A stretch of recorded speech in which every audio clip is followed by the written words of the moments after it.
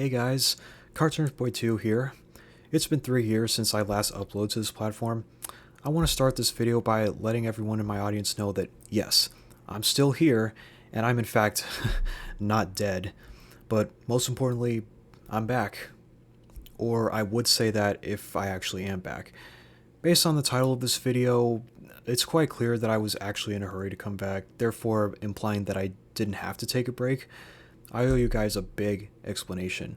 So to get this out of the way, think of this video as more of an update video and less of a genuine return video. The least I could do is clear the air and tell you guys where I've actually been these past 3 years. Before I begin, I'm letting you guys know right now that this video was so difficult to put together, as I have so much to say, but the script was hard to write. So please forgive me if I ever repeat myself or if I may have missed some important information. I'll admit that there may have been some sections that could have been cut out, and other sections where I might have set something up, but never got paid off. So I apologize if this video ends up being longer than it should have. I'm ready to just rip the band-aid off and get on with it. I'm not expecting anyone to really watch this whole video. However, I do recommend watching so you'll at least have communication as to what changes will be made to this channel moving forward.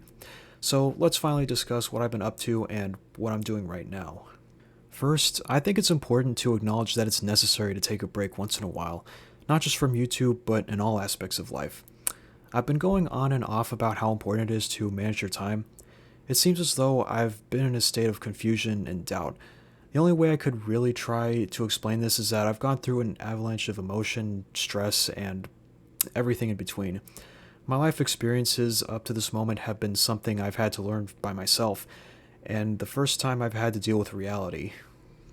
I would like to apologize for not being entirely clear with what my plans were. I wasn't really doing the best mentally. I've been slacking, as I was clearly unprepared for where my life was going next. It was great to finally get breathing room after high school, but at the end of the day, I still need to remember that I'm an adult, and I'm unfortunately going to end up having so many responsibilities I need to tend to.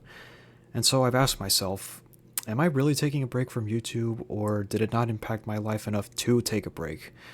And if it's not about YouTube, then how can I improve myself overall? I needed to step back. I needed to look at everything in a much different perspective.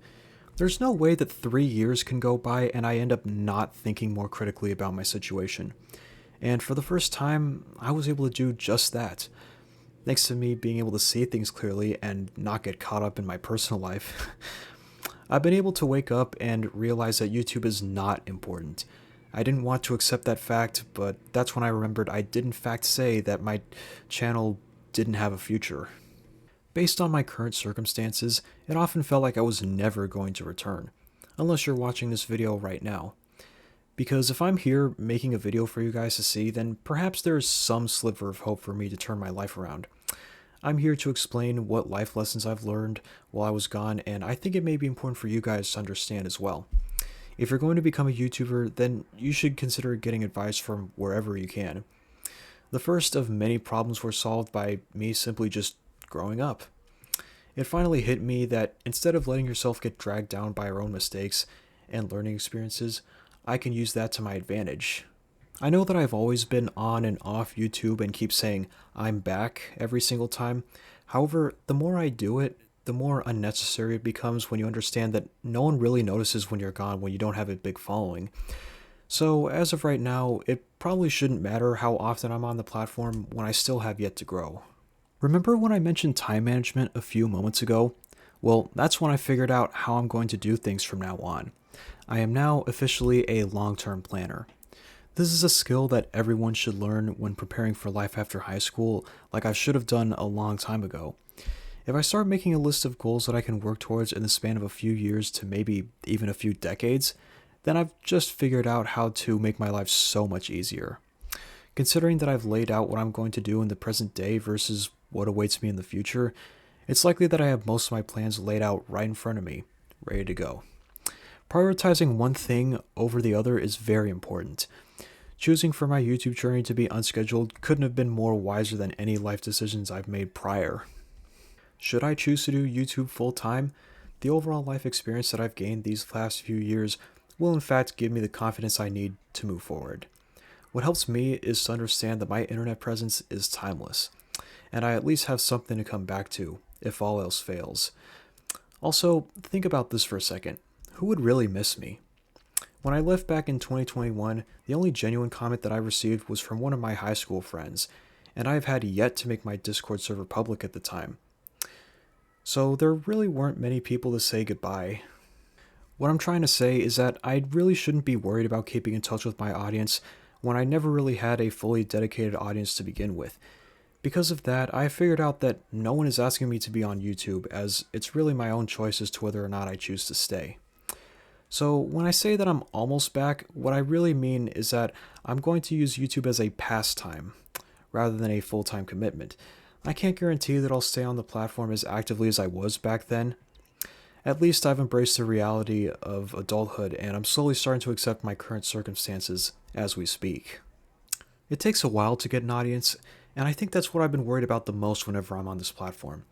Even though the content I've made throughout the years are what thousands of other creators have already done, I still think that I have potential for my own channel to grow, regardless of what videos I make. So you guys may ask, why stop now? You're making great progress. I even asked myself that question during my break as well.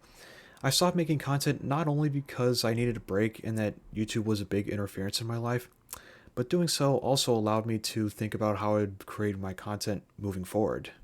I allowed myself to brainstorm ideas on how I would be able to make a grand return and really surprise my audience with something special, and this is where I realized the error in doing so. Something else was missing. Something was keeping me from coming back. And it turns out the problem was me. I've come to realize that I'm going about this the wrong way. What do I mean by that? Well, simply put, I never needed to hype up my return. And no, I'm not talking about my Mario Party 9 video. I was planning on releasing a different video, which I'll talk about later. The truth is, I'm actually not that excited to make content again despite wanting to for so long. Just because I've left doesn't mean I haven't been paying attention. I've taken the time to refine my channel and make sure to prepare myself for a proper return, even if that's gotten in the way of my life too.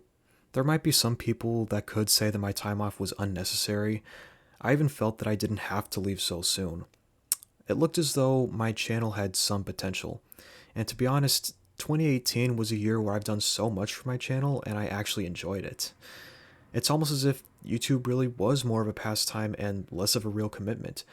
And it's not like I had a choice, because I was just starting high school at the time. The stakes were high as life went on for me, and it still is to this day. Over time, I began to enjoy YouTube less and less as time went on. I also had a ton of responsibilities to tend to.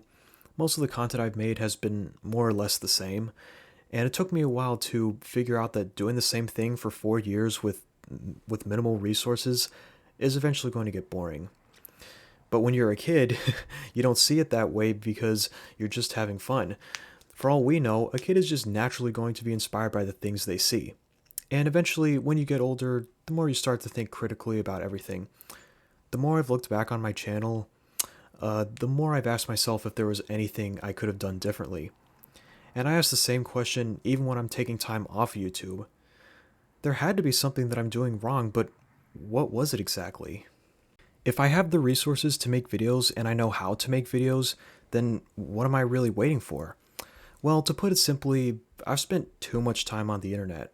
And let's just say there's a very specific category of YouTube videos that have manipulated my rationale for holding off. It's very hard to explain it right now, so we'll discuss this when we get near the end of the video. But don't worry, this still ties into this next point I'm about to explain. It may not seem like it right now, but you could still consider me burnt out this whole time, despite making several realizations and learning valuable lessons along the way. Why is that, you may ask? Well, after I left, I felt a strange feeling of guilt. I've had to carry that throughout my absence, and it's been made worse at the fact that I tried to come back at least 3 different times. You see, I was initially going to try and take just a few months off and try to come back during the spring of 2022. I've been on and off YouTube several times, so I wanted to treat this hiatus as just another casual break. Instead, as a consequence of leaving so abruptly, the effects of my burnout have gotten to me. This, of course, meant that I had to delay my return indefinitely because 2022 was the first year where I genuinely had no idea what I was doing. Remember? Life after high school? I had no plan while all of my friends have already gone on with theirs. Fast forward to November of 2022 when I got my first job. As I was working full time and the stress of finances had been temporarily lifted, I was certain that 2023 would be the year I would come back. As excited as I was to have finally gotten a job, the inevitable stress of committing yourself to full-time work took over me. As such, I didn't think to take my days off to actually rest up and take a break from my real-life job. I was just so fixated on the goal to return to YouTube in 2022 that I didn't take my job seriously enough. And now we get to 2024 where I'm once again unemployed, only this time, throughout the whole year, I felt like I was at my lowest point. I had no plan, and with me still holding on to the fantasy that I would return to YouTube like nothing happened, I finally snapped and realized that this isn't what I wanted anymore. So many of my future visions have been shattered right in front of me. Because of what had happened during the year, there was almost nothing to convince me to come back to Earth, as I was too depressed to even think clearly. I even went on vacation in May 2024, and that 2-week trip did absolutely nothing for me. Not even Just Dance, the one video game series I loved the most, and the thing that started my YouTube journey, didn't help me either. It wasn't until October of 2024 where I finally got the wake-up call that I needed, and that as soon as 2025 began, I finally decided that returning to YouTube, just as a reminder for my audience that I'm still here and nothing else, while also balancing out my life moving forward, is how I'll finally be able to get things off my chest and start all the way over. No more unfinished or rushed projects, just me coming back to start anew. I will explain this decision in more detail once we get there, so let's first talk about what I'm planning to do with my channel right now. When you're on the internet all the time, it's going to get boring very quickly. You may think that I could just come back to making content like nothing happened, but you see, it's really not that simple. Some people could say that I didn't need to take a break because I didn't have a proper plan in the first place, but if I did that, then I wouldn't have figured out what that break was even for. When 2024 came around and I felt like I was at my lowest, I decided that instead of using YouTube for the most basic reasons ever, I would instead focus on growing my channel in terms of blogging. Why can't I really just use this opportunity to share things about myself with true passion? After all, it's in the name, YouTube. I'm pretty sure you guys know what I'm getting at here. I've been overthinking the YouTube game this whole time. It's one of the joys of being an adult, I suppose. I might be too caught up in the early days of YouTube for me to accept my life now. I'm not really expecting anyone to empathize with my choices. It's kind of too early for me to genuinely get praise at this point in time anyway. I'm pretty sure that being a full-time YouTuber isn't really the greatest idea ever. My life just isn't cut out for it. I know it sucks, but that's just the way it is for some people. And for that reason, I thought that maybe taking a break would benefit me the most, but what really happened was the complete opposite instead. For that, I have a confession to make, and if you really think about it, what I've been doing really made sense anyway. I say that I'm busy with my life, but I still have time to message people frequently. This is not being productive. This is being terminally online. This is why I'm letting everyone know right now, starting today, I will own up to it. It's not a bad thing to keep in touch, but what I didn't do is use my time wisely, which goes against the entire purpose of going on hiatus in the first place. However, this didn't mean that I never intended to do anything productive. Here's a more positive side of me taking a break from the internet. If I've been gone for 3 years, then it's pretty reasonable to assume that I had the time to rethink my life choices and my entire channel. The things I've said before do not hold up today. Remembered my departure video that I said I'd go to college? Well, that clearly never happened. I've apparently set unrealistic goals for myself, which couldn't be fulfilled whatsoever. I had yet to figure out how I would even go through with that. I also made a community post in an attempt to reassure people that I would come back at some point during 2024, but even that didn't happen either. I should not have made that post when I know I didn't have any control over my life. I think the most obvious issue here, even though it doesn't look like it, is the amount of upgrades and renovations you see before you. Let me explain. Right when I had a plan set in motion, I was hoping to come back in 2023. As soon as I got a job, I knew I'd be back in no time. but unfortunately it sounded way too good to be true. I had to learn my lesson of what happens when you develop unhealthy spending habits. My first focus should have been to return to YouTube and then start renovating my room. My biggest mistake was thinking that I could actually appear to be the most stunning YouTuber ever and everyone would love and appreciate me. Until I remembered this scene from The Spy Next Door where Ian said he only downloaded what he thought was music for his iPod. Because he says, I just wanted to seem cool. to which Bob responds by saying, You don't need to. You are cool. You are one of the coolest kids I know. It's not often that a movie like this one is what gives me a reality check. It's also embarrassing how I'm currently in my 20s and have to be taught this lesson of not needing to show off. My priorities just weren't in the right place, not to mention how important my job was. Even when I was still working, all my problems still weren't fixed. Instead of spending time resting to prepare for my next day of work, I did other unimportant things that hindered my sleep schedule. There's also the added stress of feeling guilty for leaving, like I've explained not too long ago. If there's anything my job did, is that it somehow allowed me to see what I've done. Making money does not immediately solve all your problems, and that having one source of income isn't enough to survive. I even had to accept that life is tough and that YouTube can't always be an escape even if you're at your lowest. You can have as many people following you, but you have to realize that they don't even know you personally. So as of right now, I'm not really expecting to genuinely enjoy doing YouTube again, especially when content creators themselves have expressed how broken the platform is today, such as being demonetized and the recommendations being out of place. As of writing this video, I'm still not eligible for the YouTube Partner Program. However, YouTube still decided to put ads on some of my videos. Like, make it make sense. Money isn't everything, and neither is my channel. To put it simply, I'm feeling confident, but I'm not that excited. Big difference. I have much bigger plans, not just for my channel, but also for the rest of my life. So while we're still here, I'm just going to go over what I've done on YouTube so far and what I could do to improve my channel. For anyone who's new here and is seeing my channel for the first time, there's a very high chance you've discovered me either through my YTP of Lilo and Stitch, my recreation of one of Dancing Line's levels, The Earth, in Minecraft, or my 24-hour-long video of me playing all of Luxor 2's Adventure Mode. Every other video I tried to make barely came close. I played Rolling Sky, Dancing Line, Super Mario Maker, Super Smash Bros. Ultimate, and for my very first video, Mario Kart 8, specifically for the Wii U. However, despite all of that, those games that I just listed didn't turn out to be the main focus of my channel. The algorithm would mostly target my Just Dance videos no matter what. As for my 3 most popular videos, I feel like I should explain why I made those videos in the first place, starting with my YTP of Lilo and Stitch's infamous scene where Lilo and Nani have an argument with each other, with of course the iconic line of Nani screaming, "Go to your room."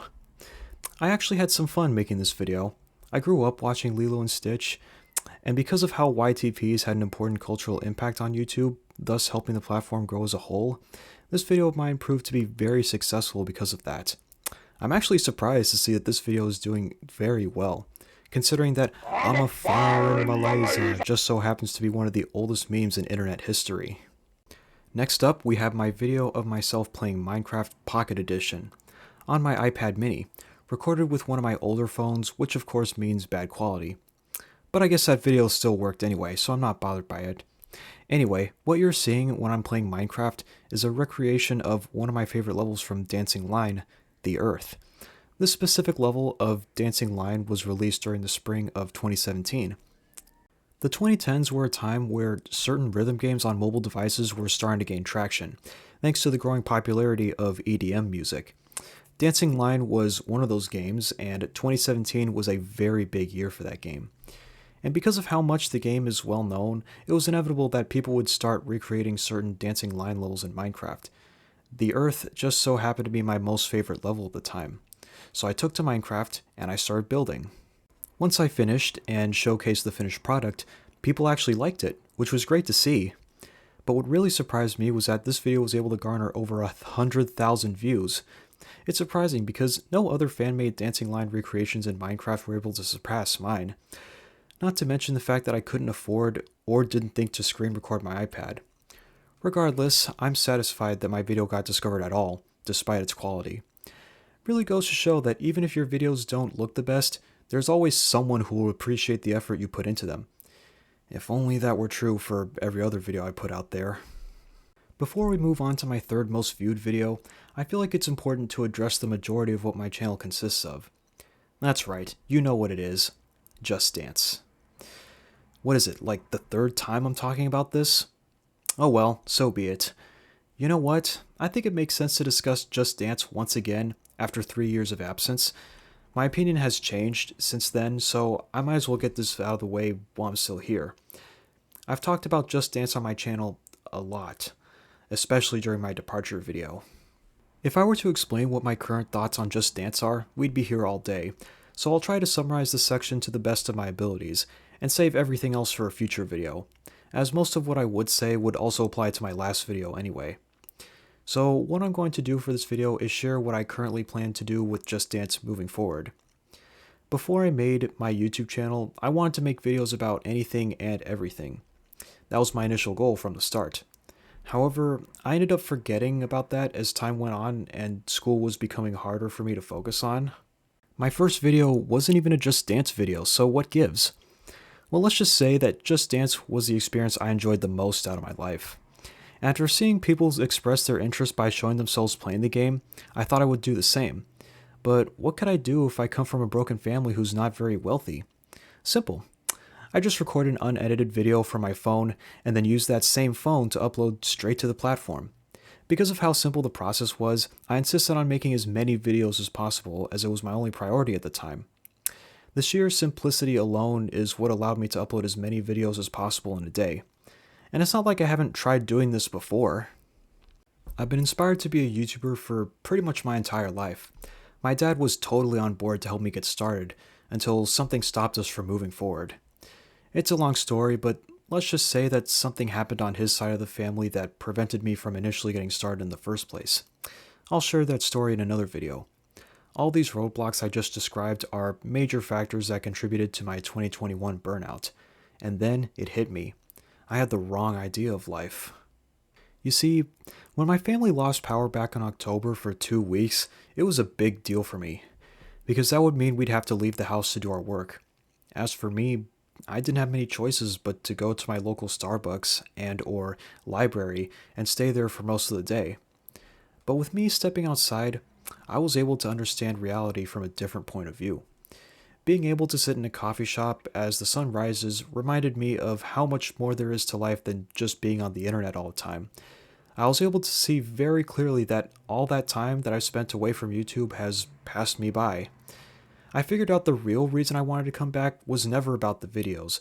It has been about none other than me, myself, and nothing else. Being reminded of what opportunities awaited for me beyond the horizon is what finally set me back into motion. If we really think about it, the small, safe, but compact atmosphere of my own home is nothing to what I experience in a place like the library, for example.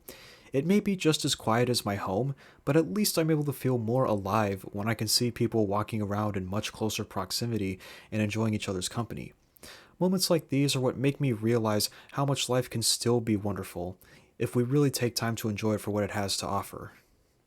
Life has been passing me by because of how depressed I was.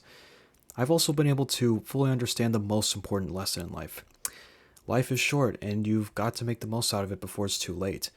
And from that point on, just like Zangief, I had a moment of clarity.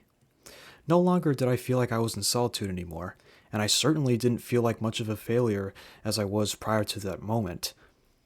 I've been brought into this world to do great things, and I've had so many more opportunities than I can count. They were right in front of me, and I had no idea. That's when I realized that I'd made a fatal error with this hiatus. I never took into account the age in which I left. Most YouTubers are usually in their prime shortly after they become an adult, as was the case for me. And even though we can clearly see how humans develop and grow while they're kids, it still applies to adulthood as well, despite being less noticeable. I don't know about you, but the early 20s are, more often than not, the most important part of anyone's life. So knowing that I've practically wasted the first 2 years of it, I've realized that the decisions I've made blew up in my face. If we're living in a time where technology is more advanced than ever, and I'm practically at the age where I'm more than capable of doing things by myself while also appearing as young for a little while longer, then this goes against what I was ever on YouTube to do. And at times it just feels like I'm just rapidly aging due to my depression and time passing me by. And by this point, I've had enough. I realized that the more I hold back, the more guilty I'd get, and end up losing even more opportunities as a result. If I've been able to figure out what I've done wrong within the span of 3 years, then I'm willing to learn from it and fix the damage that I've done to myself. Life may be cruel, but at the end of the day, it's the most precious thing in the world, should you choose to embrace it. If I don't enjoy life, then why am I letting that control me? How am I expected to enjoy life if I'm not spending that valuable time doing the things that I love? This is the true source of my supposed guilt, and I brought it on myself. So I'm turning this whole thing around right now. I deserve to spend my 20s and the rest of my young adult life the way it was meant to be enjoyed and spent since 2023. I'm not just coming back to YouTube to start making videos again. I'll use every opportunity I can to share my stories and to let people know why I deserve to be here and to succeed in any way that I can. It's not often that people realize what they actually accomplish by putting themselves out there other than to keep in touch, but I most certainly have. As long as I build a community and balance everything else out, then it's possible that I can live a better life, but most importantly, not feel alone in this world anymore. So now that I've figured out how to navigate things, thanks to my worldview getting a complete overhaul, I think me and you can finally conclude that my hiatus is officially over, and this time, I have no excuses anymore. Because I still have my personal life to tend to, I also figured out another thing that benefits me. Remember when I said that I spent too much time on the internet? Well, that's because I haven't been using it for the right reasons. It's one of the biggest reasons as to why I've slowly become more worried, scared, and depressed. Mostly because I've seen the true horrors of the internet, with the biggest example of losing everything you've built up through no fault of your own. I've been waiting my whole life to finally have any sort of platform, only for none of that to really matter that much anymore. I'm sure every creator has dealt with at least some sort of paranoia that their lives can possibly be ruined and never bounce back from it, because the people who run social media websites care about money and nothing else. But the way I see it, losing your internet following is no different than everything else I've lost in my life. I've seen it as normal for years, and over time, I've come to terms with it. Not everything is going to work out in life the way you want it to. Despite the internet not being reality, even though it's been integrated into our lives at this point, life still passes us by every second that we're awake. If I currently don't have many followers online and I can't really afford to do anything in my personal life, then what can I do and how? Well, we just discussed how life is short yet still precious. And while it looks like I can't really afford to go on vacations and whatnot, I can at least spend my downtime making videos and doing the things I love most. And instead of just relying entirely on the internet to make friends, I will at least have the time to try and meet people in the real world. And maybe if I spent less time on the internet and really just focus on myself moving forward, then my worries will eventually subside. They won't go away because they'll always come back. Life will always have problems, so instead of trying to ignore them, I should at least acknowledge them and try and live with them. As far as I'm concerned, this really feels like the most realistic approach I can take. And if I'm lucky, I'll probably achieve my long-term goals sooner than expected. So to ensure that I'll continue to stay focused on my personal life, I've come up with a solution as to how I'm going to approach Just Dance differently so I won't get burned out again. I mentioned earlier how I've decided to make long-term plans, so I'm thinking about returning to making Just Dance videos regularly, hopefully by the year 2030, if not sooner. Why 2030? Because that's the year where Just Dance will inevitably celebrate their 20-year anniversary, and I'd much rather look forward to that rather than Just Dance 2026 edition, since I know there's going to be no reason to get hyped every single year. I know for a fact there is going to be something very special planned for 2030, and I'm going to make sure I don't miss it this time. I understand that the reason they're releasing Just Dance games every year is to make the franchise more marketable to as many people as possible. I may have missed participating in the community remix for Stop This Fire, but that doesn't stop me from trying again 5 years from now. So I'll focus towards that goal until further notice. For Just Dance in the present day, however, as of this video getting out, I've been able to realize that Just Dance games releasing every year is nothing more than a pattern, and I'm starting to wake up and realize that this is how Just Dance has always been, and how their marketing strategy is a necessary evil for their brand. Not that I'm mad at them for doing so, I realize that it's completely unrealistic to just come back to making Just Dance content like nothing happened. When Just Dance was announced to be a live service game, Ubisoft not only wanted to sell it as a game for anyone and everyone, and that Dance has no label, but that they really, really want you to know that this game is perfect for partying. Is that not what Just Dance always was from the beginning? My point being is that I understand that if you want to party, then you can just dance, but we need to ask ourselves when and why we should party. Because people need to realize that not everyone is interested in partying forever, and that the party itself can't last on its own forever either. The regular show episode TGI Tuesday is a perfect example of why parties aren't like they used to be, and why not everyone is interested in old school partying in the first place. And this Instagram post you see right here is a perfect explanation of what I'm talking about here. I should probably also mention that I started making Just Dance videos during a time where Just Dance games were unfortunately becoming less interesting as time went on. Just Dance peaked during the early 2010s, especially when they made the transition from standard numerical entries to the yearly titled Just Dance games we see today. The early 2010s were also a time when pop music in general was also at its peak too. And because it's been years since Just Dance was at its prime, Just Dance videos on YouTube have unfortunately suffered, alongside the games themselves. As a result of this, my channel barely grew. I was 14 at the time, so I was unable to see the bigger picture. Because of that, I was simply pretending that I was one of those old school YouTubers who upload low quality videos with no custom thumbnails. And it's not like I purposefully ignored the unfortunate reality of video sharing websites. I was young, and therefore doing YouTube the old-fashioned way wasn't really a big deal to me at the time. I mean, this is modern YouTube we're talking about here. I'm pretty sure 2017 YouTube is way different than 2005 YouTube. At the time, I insisted that people would watch me regardless of whatever content I put out there. If they find something on my channel that they like, then it would make sense that they'd want to check out your channel for more of it. And this right here is what determines whether or not a variety channel succeeds or fails. During yet another brainstorming session, I've come to the realization that growth is not about the numbers, it's about retention. Let's pretend that someone discovers me through my Lilo and Stitch video. If they liked my video so much, they're expecting me to have made more videos like it, specifically YTPs.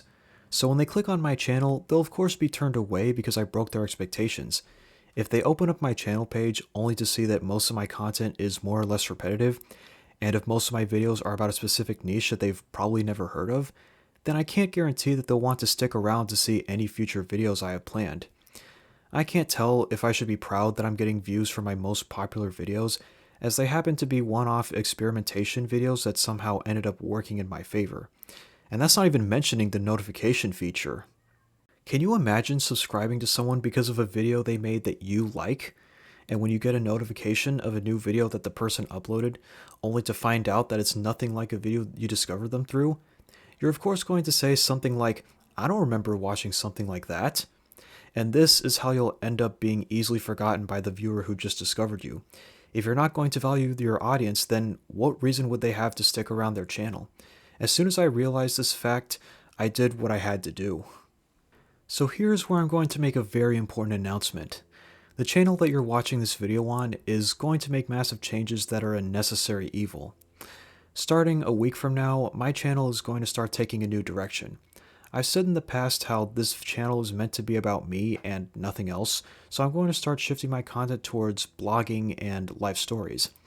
And if I'm not making videos about those, I could just talk about anything and everything in general. This is so I can grow a following of people who watch me for me. And it's not just the videos I make. A big part of your channel's reputation is maintaining loyalty and respect towards your audience. I know that there are some people who discovered me from my older videos, and I wouldn't just leave them in the dust like that. I know that there's going to be times where your favorite YouTuber suddenly disappears from the platform for unknown reasons, or their channel is still up, but they haven't uploaded in a long time. As for me, I don't work this way. It may sound crazy to you guys, but honesty is the best policy. So even if I don't have a big following, I would never leave YouTube unannounced. The least I could do is tell someone what's going on. I need to communicate. All I really need to do is relay information that's actually important. I don't believe in alienating my fan base, so I'm going to split my channel into 4. My second channel will be focused on gaming, but with no commentary to reflect my old style of content. There are so many games that I grew up playing, and me talking over footage of me playing games in real time doesn't really add anything, unless I'm streaming or something.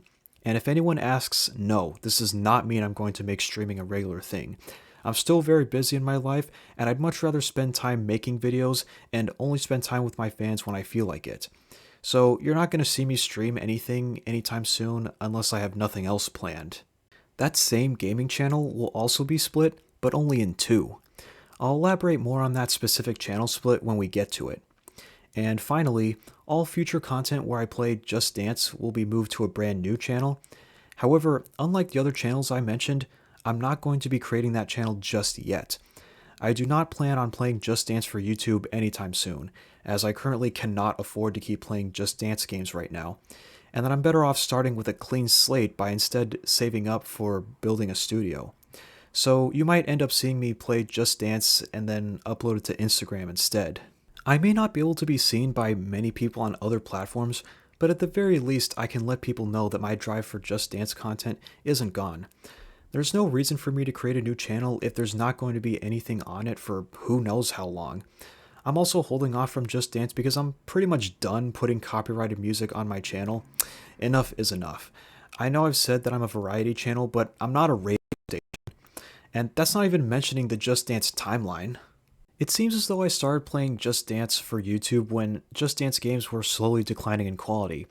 The song selection was becoming less interesting, and so was my drive for YouTube. Especially since I was still busy with school at the time. And when you see me wearing the same everyday clothes and nothing else, the overall experience is boring.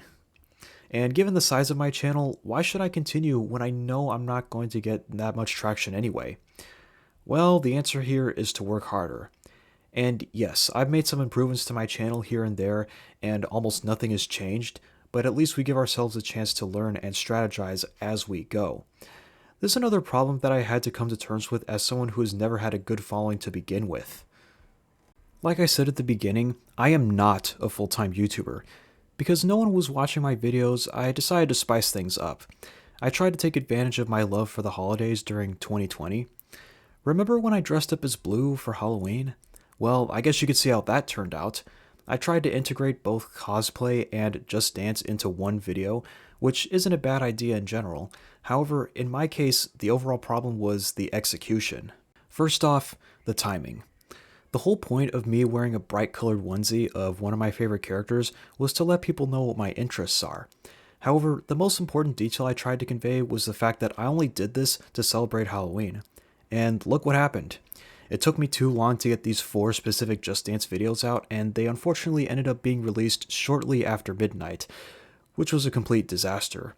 I even tried making an April Fool's video in 2021, only for that to be released on the 2nd of April instead of the 1st. This was extremely embarrassing to go through because then the video has no meaning if said special occasion happens late. This is also another lesson that I had to learn on my own. If I'm planning to release a video far in advance for a special occasion, then I need to start making that video immediately. You'll thank yourself later when you finish something earlier than intended and won't have to worry about it at the last minute, because you can just upload it right then and there when the time comes. Also, it's not just the videos themselves that I couldn't get out in time, but it's also my supposed costume.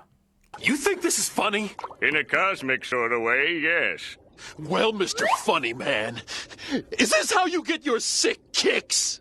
What? It's just an ordinary crabby. Oh my goodness! Yeah, unfortunately my costume was rushed as I tried to sew everything on at the last minute, which is why it looks so poorly put together. Had I started earlier, maybe in September or so, the final result wouldn't have been so hideous. I tried to put good effort into it, and to be fair, we all know who Blue is, so I guess I still got a bonus 100 or so views with my costume, so that's that. Think of this style choice to be an example of what I plan to do a lot more with my content in terms of spicing it up. I want to add a layer of wholesomeness to fit in with my desire to make up for the things I missed out on as a kid. This is my way of doing everything I still can on the platform while I still can. At least I gave you guys even more foreshadowing for my content moving forward. The next time I make a costume, I'll make sure to plan ahead, take my time, and select a size that actually fits me. Oh, and don't think I haven't thought about what Just Dance would do to impact my channel negatively. I'm fully aware that Just Dance content is of course going to contain copyrighted music, and the only reason Just Dance is popular to begin with is because of our favorite songs that we listen to on the radio. If your channel is chock full of videos that contain copyrighted music, then expect to be targeted by YouTube's algorithm in a bad way. Just because Ubisoft has the rights to those songs, it doesn't mean that we do. Now, you could argue that copyrighted music has been used for lyric videos during the early days of YouTube. You know, the ones that use Windows Movie Maker. I understand that YouTube is the mainstream video sharing platform of all time, and copyright wasn't a big deal to most people back then. Over the years, however, the copyright system on this platform today is fundamentally broken. It can be abused, and innocent channels have almost been taken down due to false strikes. It's especially bad for me because my channel has copyrighted material, and since music seems to be taken more seriously than movies and TV shows, what does that mean for my channel? How do I know that my channel is actually allowed to stay on the platform? And while we're on the subject of copyright, I also want to talk about my favorite movies and TV shows on my channel, but when it comes to fair use, music is never safe, whereas films, on the other hand, are less of a hassle to make content about since you can edit such footage in a way to where your video can be allowed to stay up. Take Bulbasquirtle, for example. Whenever he talks about movies, those extra borders are there for a reason. Even though fair use allows us to use copyrighted films, the studios that created said films still have every right to claim our videos if they want to, as they rightfully own them. It's times like these where the countermeasures we use don't always work. Remember those old lyric videos I mentioned earlier? Well, that's practically the same thing as Just Dance videos. If we were to just listen to these videos, we're really just listening to those songs for free. The same thing would go for reaction channels. If you're watching someone else react to a video that you've seen before, you're really just watching the same video. At this point, I'd probably be fine if I kept copyrighted music to a minimum. YouTube channels that are strictly meant for showing lyrics of copyrighted music, such as Seven Clouds for example, face little to no consequences. Why? Because they're a content farm. Not that there's anything wrong with that. In fact, this reason alone is also why I've decided to split my content into different channels. All of the more meaningful videos with genuine passion and effort put into them will be on my main channel, while all the cheap videos that are easy to make will be put on my other channels, as I don't care how popular those videos are, as opposed to my main one. Just knowing that I can upload whatever content I want without fear of interference with my growth as a creator is enough for me to accept splitting my channel. I still have a passion for making gaming videos, and I've come to accept that I can do that while also gaining a following of actual supporters on my main channel, since my videos will start becoming more genuine moving forward. Let's think about this for a second. We're playing the same songs, the same games, and the only thing unique about recorded gameplay of Just Dance is our name tag at the top of the screen. It can only mean one thing. I hate to say this, but all Just Dance videos are the same, even if you record yourself dancing to prove that it's you. After all, the whole point of Just Dance is to follow the coaches and nothing else. All that mattered to me back then when I made Just Dance videos in the past was to get most of the moves right, and that was it. We're essentially just carbon copies of the coaches for the sake of YouTube content. How else can I really describe it? And even for the most successful Just Dance channels, there's no guarantee that gameplay videos of Just Dance will perform very well. Making Just Dance videos is fun at the moment until you realize that after your videos have been uploaded to YouTube for quite some time, they start to become stale as soon as they stop getting views. If it takes me over 6 years for my most popular Just Dance video to reach 1,000 views, then what does that say about the rest of them on my channel? Also, it doesn't matter if our favorite songs are in the videos we make because we already listen to those songs on the radio all the time. There are too many Just Dance games and way too many songs in those games to even count. So much so that we completely forget most of the songs we actually enjoy dancing to more than others. And let me tell you, browsing your favorite YouTuber's channel to find a song you want to see them dance to is no different than actually playing any Just Dance game from the Just Dance Unlimited era.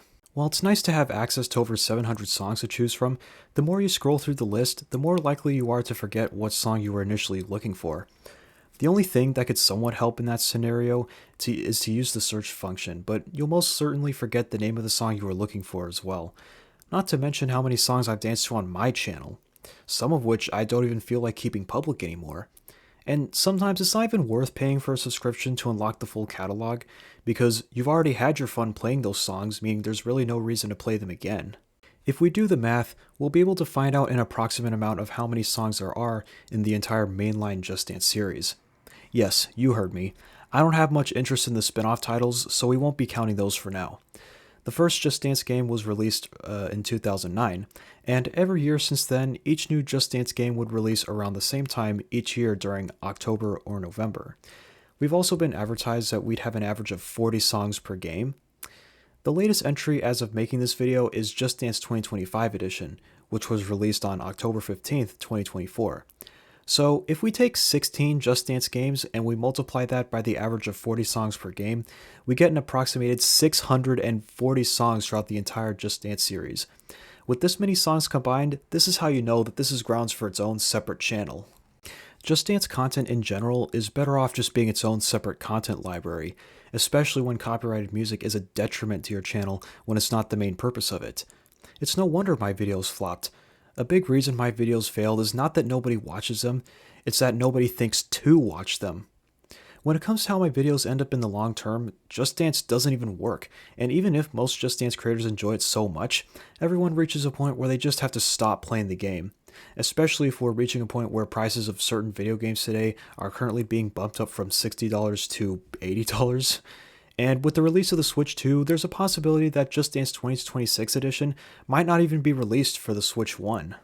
I've been a Nintendo fan my whole life, and I don't own many other consoles besides the Switch and Wii U. 2025 was the year to make me realize this, as my finances were going downhill. This, in addition to everything else I've mentioned, is what finally convinced me to split my channel for real. And it's at this point where I have to make a confession. When I mentioned in my departure video that I wanted to combine all my work for one channel, I realized last year that it's definitely not worth doing so, and that why I really wanted to do it was so I can have audience variety, not content variety. YouTube is meant for content, while Discord and other messaging apps like it solely exists for communities to talk to each other.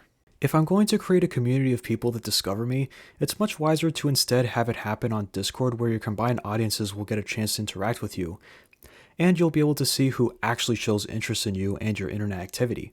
Think about it. YouTube is very big, and the amount of subscribers you have is nothing more than a number. So most of the time, what may seem like a new viewer is probably someone who just subscribes to you and then walks away.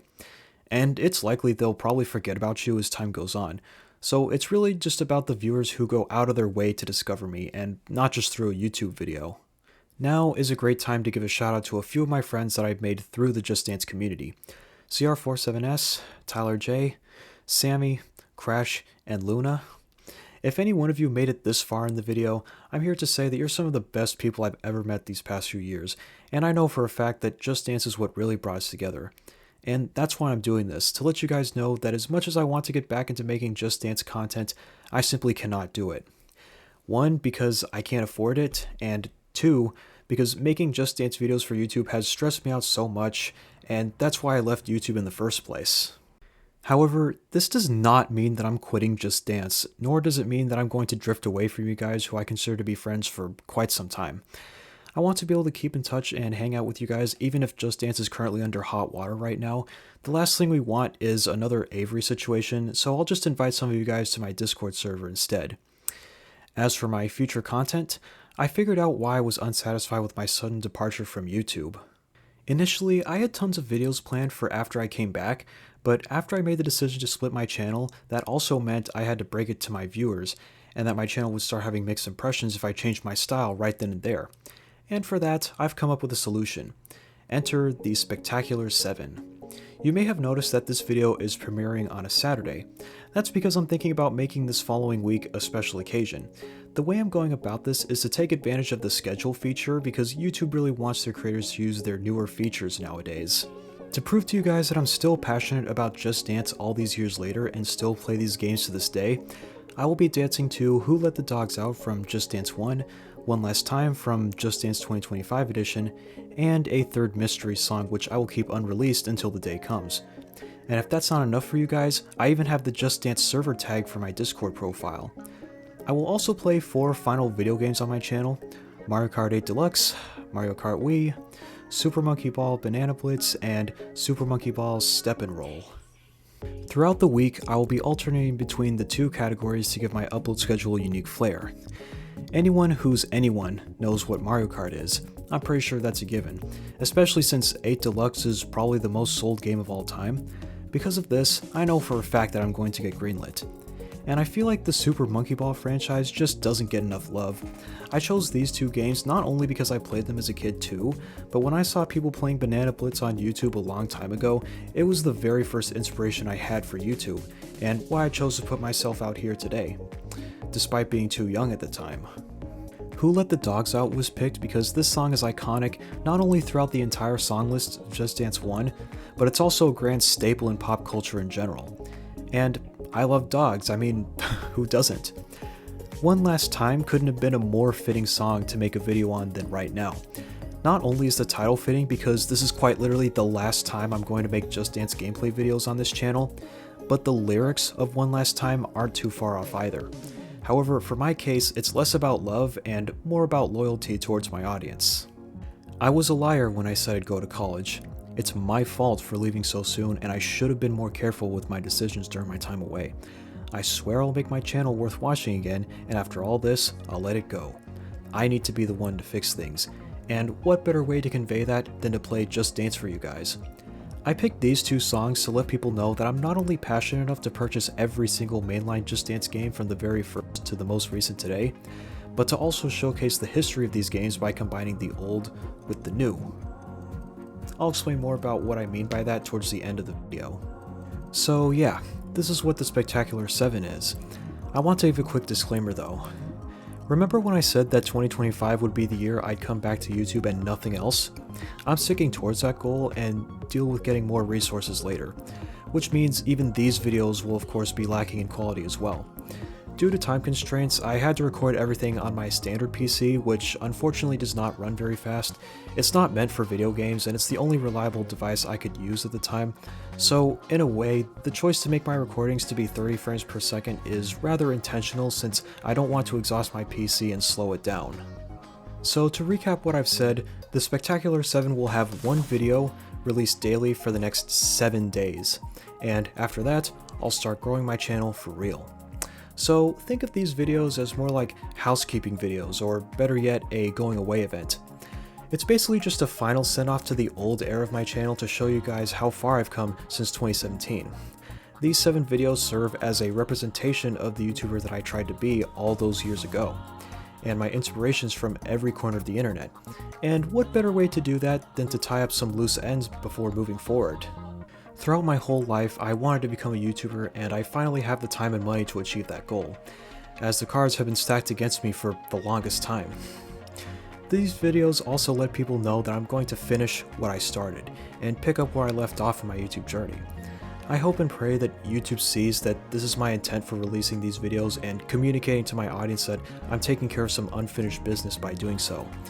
And I also hope and pray that with this approach, YouTube will actually give me a chance to grow and allow me to upload videos that actually add something to this platform. This is an attempt at making videos that are essentially algorithm friendly, despite being unlike many of my other videos in the past. The Spectacular 7 could be seen as a high-risk, high-reward scenario.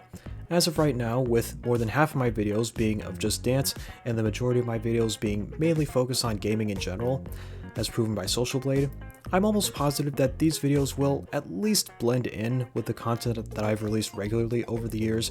And think about it, Just Dance content is everywhere on this platform, not just my channel. Because of how big Just Dance is, having our videos taken down due to copyright is the least of our concerns, since it's practically a YouTube staple by this point, and the other 4 video games I've mentioned aren't that far off from being mainstream. Based on my channel's current size, I don't think YouTube will pay that much attention to it. The algorithm probably won't promote my channel unless the average number of views that I have goes skyrocketing. So right now, my channel is currently in the state of being discreet, and I might be able to bring in some positive impressions upon my return.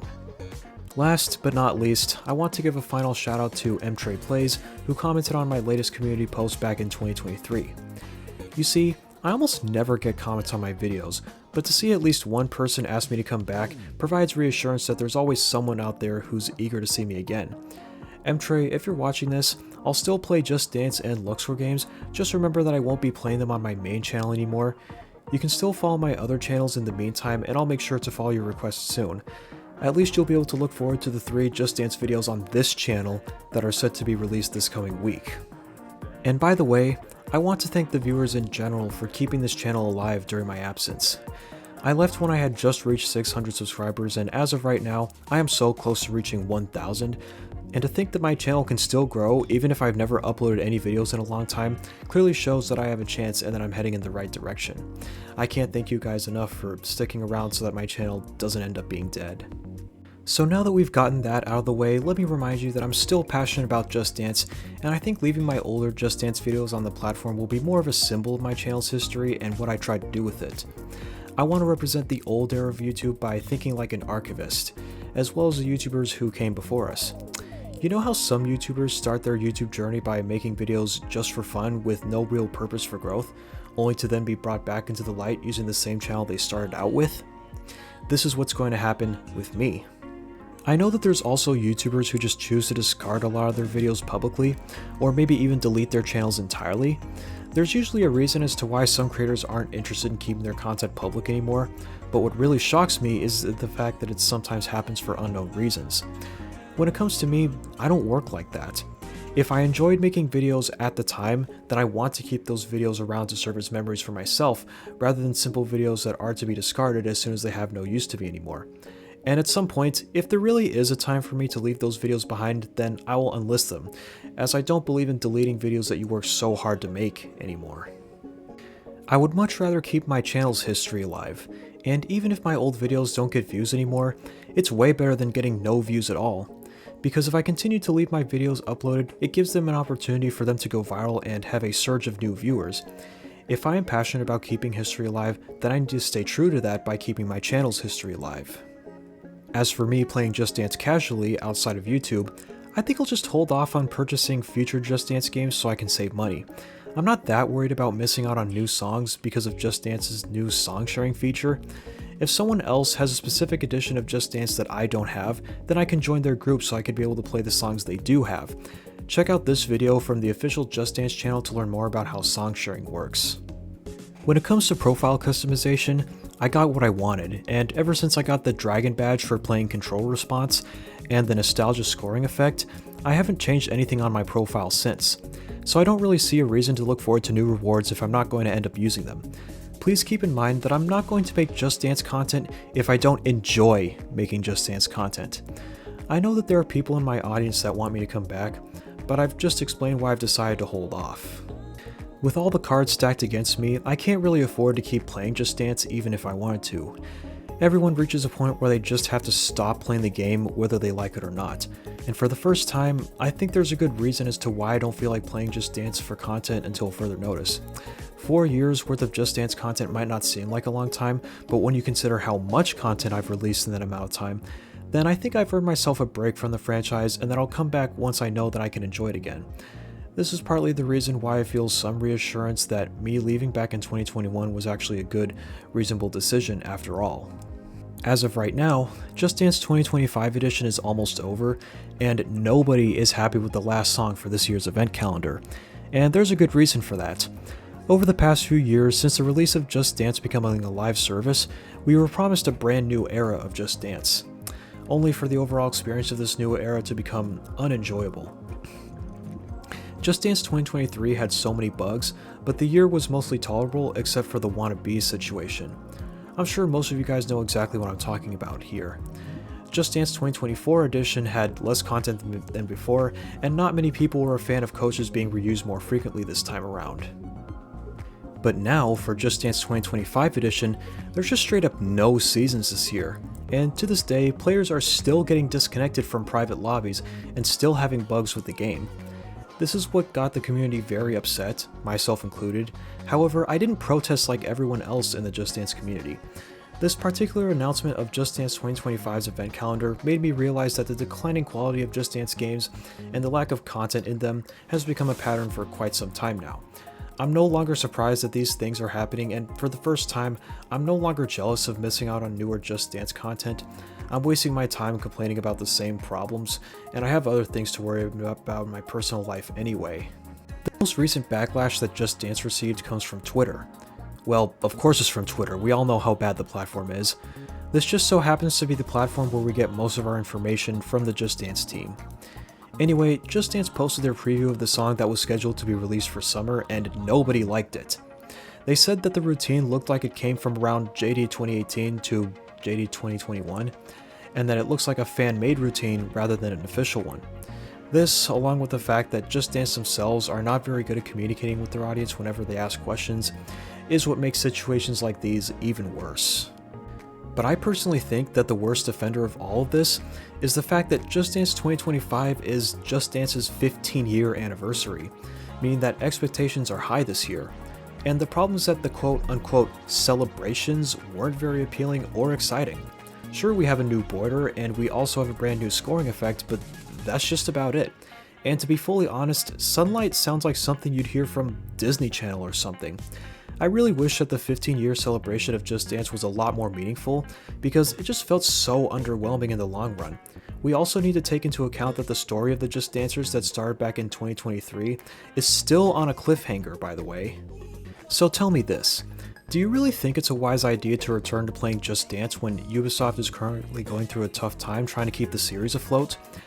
You're probably going to say no, and that's exactly the problem here. Just Dance is not doing too well financially, and I wish I could do something to help the franchise, but the problem is that I'm struggling financially too, so I can't really do anything. I'll explain more about these issues in my upcoming video talking about Just Dance, as this section of this video is long enough already.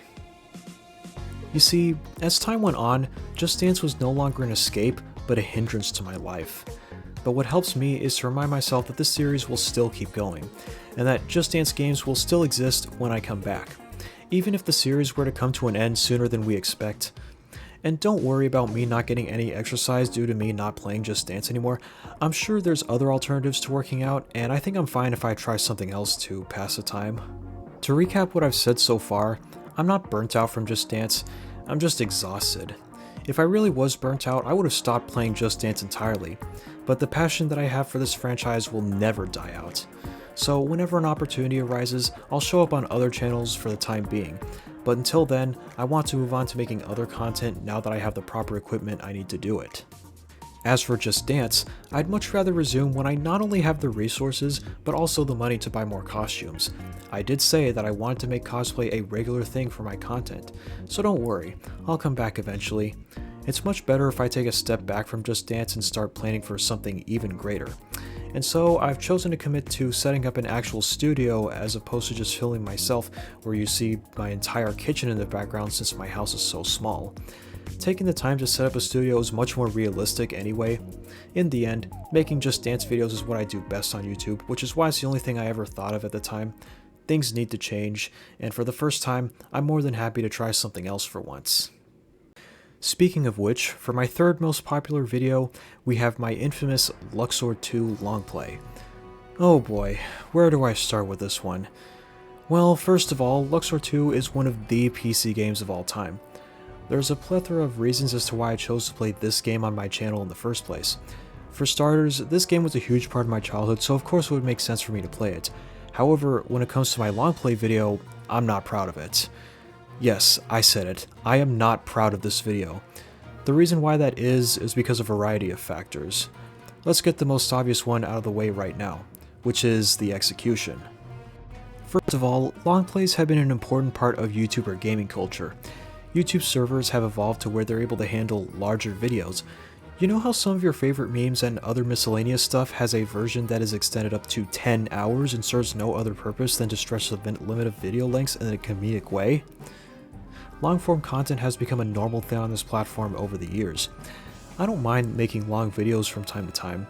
I think that if you're literally willing to go to great lengths to publish a video, that's true dedication. Hour-long gameplay videos are perfect for the YouTube algorithm and fits right in with the atmosphere. and so this makes the grueling task of making this huge project all the more worth it. Unfortunately, this game comes with a few problems. The first one being that this game falls into the simple match 3 category of video games. If you were to play this game back then, you'd be addicted to it without question.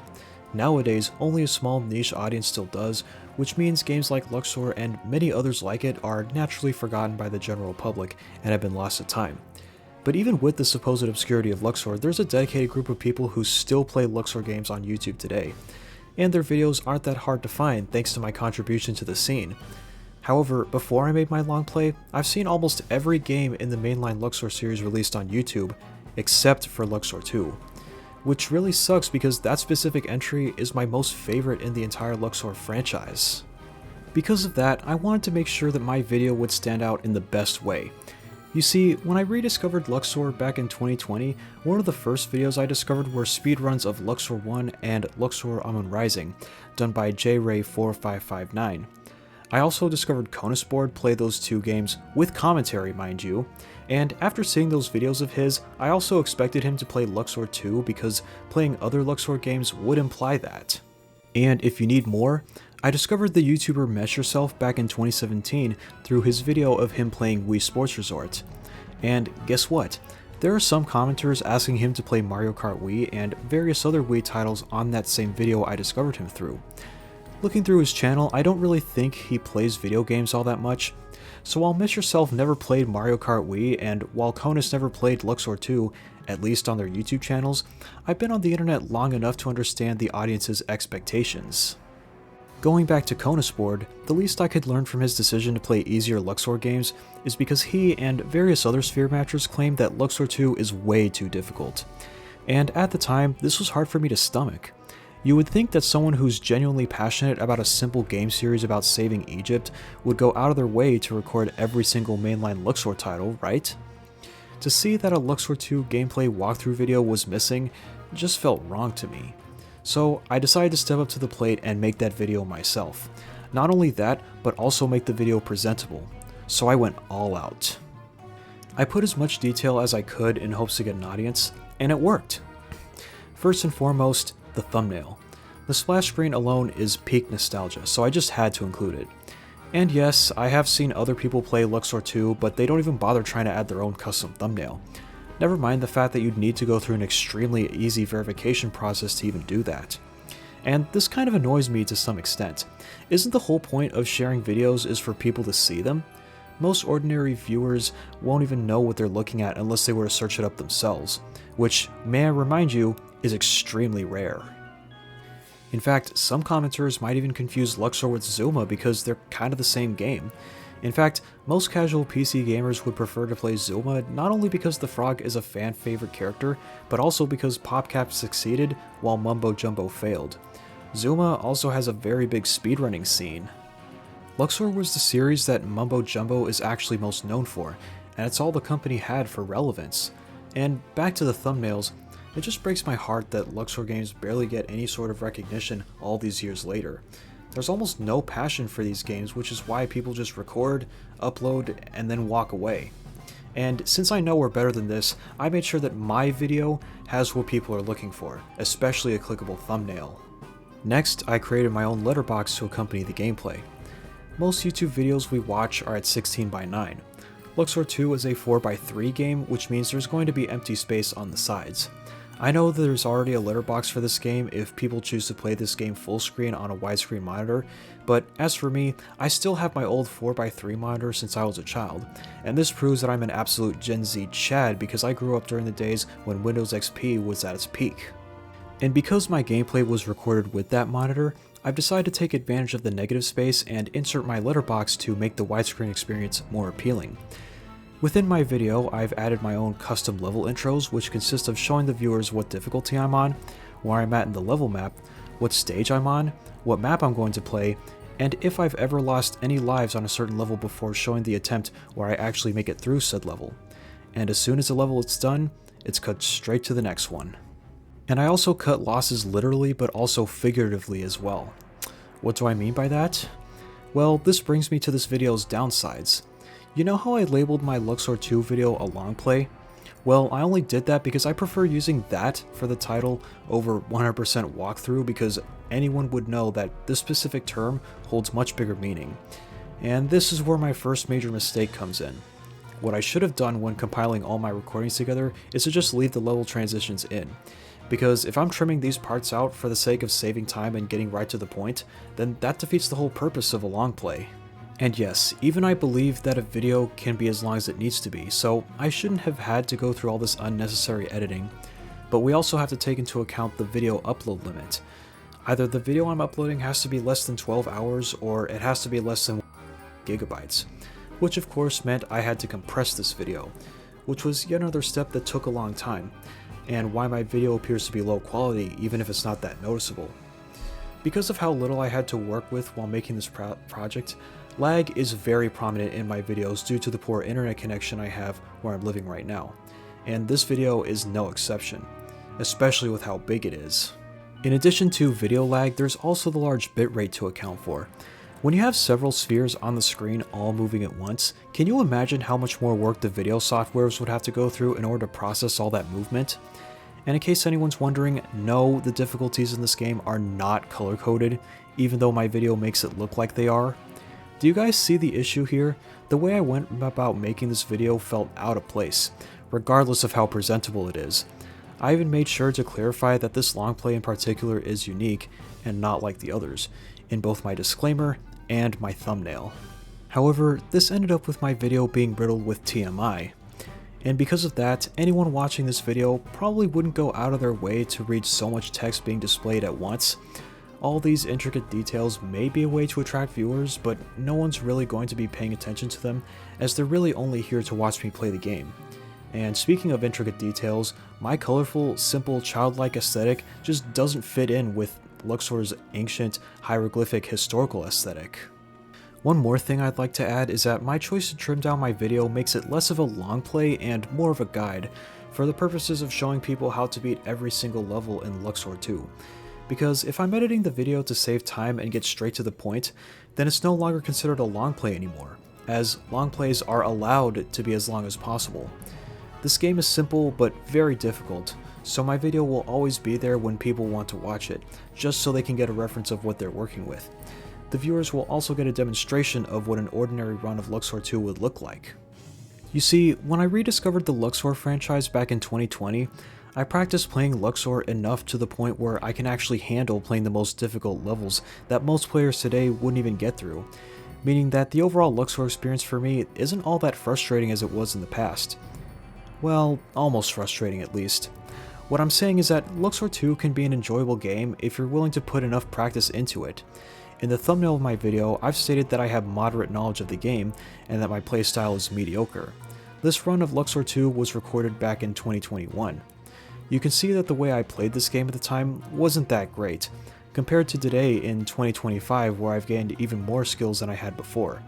But if you really think about it, I think I played fairly well for the most part, as I haven't lost that many lives, even on harder, more difficult levels. Basically, I'm not the best Luxor player out there, but I'm not the worst either. Going back to the presentation of my video, even if we ignore the visual appeal, the sheer length of it all is what brings it all down. This game looks fun on the surface, but matching spheres is all this game is. And when you see the same 25 maps over and over again multiple times, where there's nothing but bright colored spheres for 23 hours straight, it's eventually going to get boring. The YouTube viewers may love the video, but for my target demographic, they called it mindless and boring. And guess what? They're not wrong. My long play may seem like a mindless video, until I chose to recite the dialogue as soon as you finish the game. I did this to prove that it was me who made the video, but by doing that, I ended up having to cut out the audio of the game so that my recital didn't get interrupted. And this should be the final nail in the coffin for why I started having second thoughts about this massive project, as there's supposed to be a fanfare that plays when the constellation appears. I also should have taken into account that not many people have seen the end of this game, and it's much better if they play it themselves to find out, which I also said in my long plays disclaimer as well. Case in point, I didn't need to be overly fancy. The least I could have done is kept my custom-made letterbox and left everything else in. And I could have just shown video evidence that I'm about to lose a level instead of just saying I did. And looking back at the way I formatted the so-called Longplay, I've realized right then and there that those custom-made level intros I created are just so cheesy. This project is basically an example of instant regret, and with all the downsides I just listed, it should be clear as to why I'm not proud of this video that I made anymore. After all this time, what felt like a favor for the Sphere Mattress community, as well as everyone else who grew up with this game, is starting to feel like a burden. I'm starting to hate that I'm the guy who'd be the one to bring this game back. There are times that I wish that there should have been someone else getting the credit for bringing this game back and not me. Not to mention, this video was completely unlike all the other content that makes up the majority of my channel, so in a sense, I'm kind of forced to explain why this video felt necessary to create, for the sake of remembrance of an obscure game that no one else has covered yet. Also, do you guys remember in my second Luxor 2 video where I said, "Here's hoping I can actually enjoy playing Luxor games and mods in the future"? Well, that's certainly another thing I'm not doing on my main channel. Sphere matching games will still be uploaded onto my gaming channel. Sphere matching mods, however, will be yet another separate channel. Yes, I'm also splitting my new gaming channel too. I've been a part of the Sphere Mattress community for almost 5 years now, and this particularly niche category of games that they're built on has become a regular in my life. I've said this when talking about my main channel earlier. I don't think it's wise for me to combine both SM games and mods on my gaming channel, because if you really think about it, we're really just playing the same game over and over again, with the only difference really just being textures, fonts, sound effects, all that. And because I've played plenty of Luxor mods over the years, and I've been planning to make content out of it, it's much more reasonable to make that specific game niche its own channel. Only people from the Sphere Mattress community would know what my Sphere Matching channel would be about anyway. Lastly, because Luxor 2 is one of those match 3 puzzle games that's extremely simple and not as innovative as any other video game that's mainstream, there's barely any reason to really play the game again after completing it, other than becoming the Pharaoh of the Two Lands. The game may seem addictive, but in reality, it's not. And for a game with several levels, but only for just a handful of maps, this game tends to get repetitive, and even if you aren't playing the game and watching someone else do it, revisiting the same maps over and over again can get boring very fast. This game is also very difficult at its core, and by far the most difficult entry in the Luxor franchise. And I think it's the sheer difficulty that turns people off from this game, that they're more than likely not going to bother trying to complete it at all. For the small number of people that do in fact play Luxor 2 on YouTube casually, they only play on easy and stop there. And for the more professional players that have played these games their whole lives, they just jump into expert mode straight away, and do not care about getting a high score. Yes, you heard me. Luxor 2 gives you the option whether or not to carry your score over to higher difficulties, or just end the game right then and there. So this raises the question of what a 100% full adventure mode run from easy to Challenge of Horrors would look like. And that's exactly what I did for my long play, and man, it was quite the journey, which made this long play's creation all the more satisfying. So while it felt good to finally get this project out, I couldn't really bring myself to do it again since I still had minimal resources at the time. Because of that, it took me longer to make the video than it took to record everything. You know it's bad when gaming videos, the easiest category of video to make, are still a huge hassle to upload in the first place. Another thing to note is that I was still in school while I made this video, and it was while I was approaching the end of my senior year of high school. But I insisted on getting this video out as soon as possible, and I didn't think to wait until after I graduated so I could have more time to release it. All I really wanted to do was to make that video to fill the void. Like I said, I just couldn't accept that full game runs of Luxor 2 are practically missing from a platform specifically designed for video sharing. After I uploaded my long play, I moved on with my channel like it was nothing. At the time, I really wanted to do the same for the rest of the mainline Luxor games. I even hyped up a long play of Luxor Amun Rising back in 2022, only for it to not be released at all. There are even playlists on my channel implying that I was not only going to play more Luxor games, but even more PC games in general. And do you want to know what's worse? I recorded myself playing Amun Rising, but I didn't even get to editing. 2022 was probably one of the worst years of my life as my financial situation has gotten way worse. So as much as I wanted to give you guys even more Luxor content, I just couldn't afford to do so. It's almost as if maybe there was an entirely different goal I had in mind this whole time. Think about it this way, I played Luxor 2 so you guys don't have to. This video only works because no one else has been willing to compile the entire game in a single playthrough, and this was my first time making a video this long. Not only that, but this video's existence alone is enough to let people know this game does not deserve to be forgotten about. So in hindsight, this video is just a placeholder for the YouTube algorithm. I did say that a video that captures an entire game from start to finish is guaranteed to be popular in no time. Let's be real here. YouTube has existed for over 20 years and long plays have been done to death by this point. In fact, there are some long plays that are longer than mine. For example, Beard Bear's long play of Mario and Luigi Brothership is 31 hours, and if you think that's crazy, his 100% video of Tears of the Kingdom is 84 hours. This is how you guys know that I'm not the only one here stretching the limits of video length here.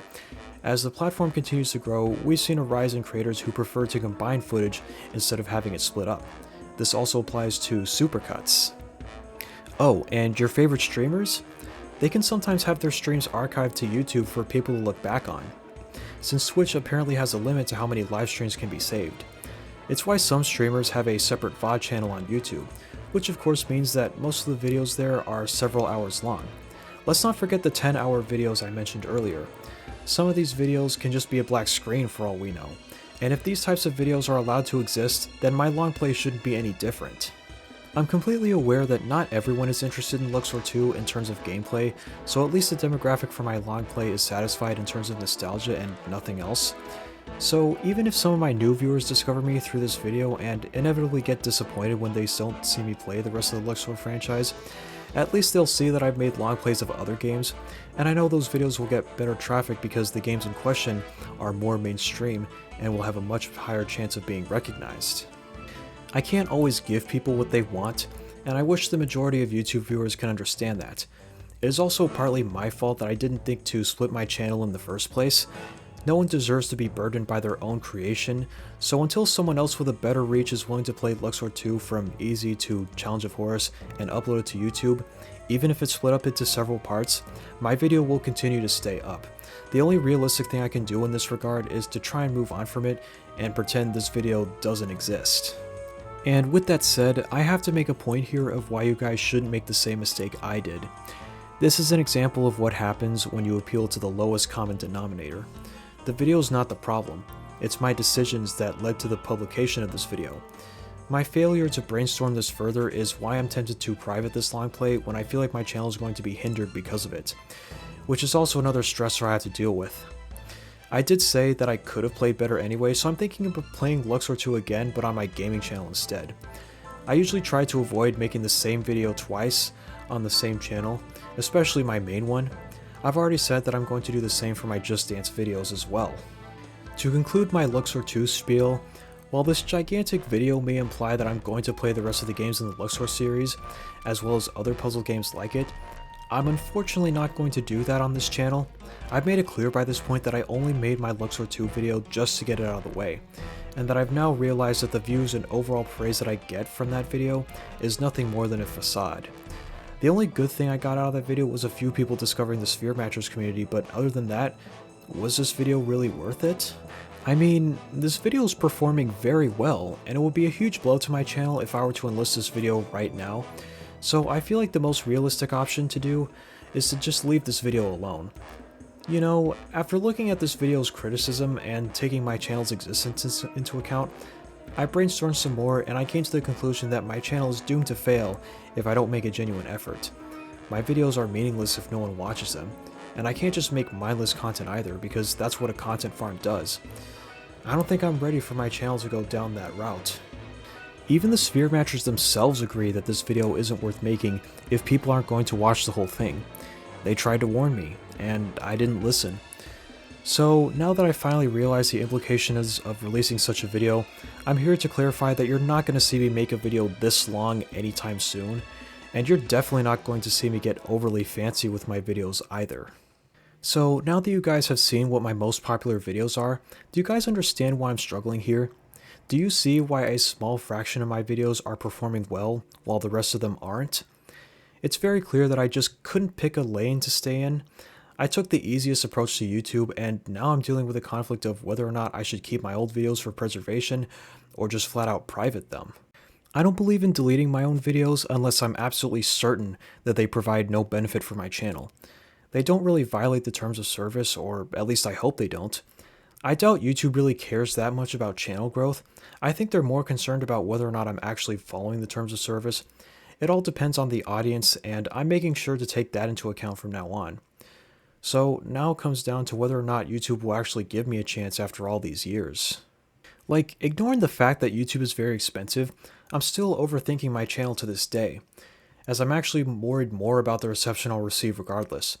What content should I make? How often should I make it? How do I know that I'll actually succeed? And why am I making content that I think people will watch?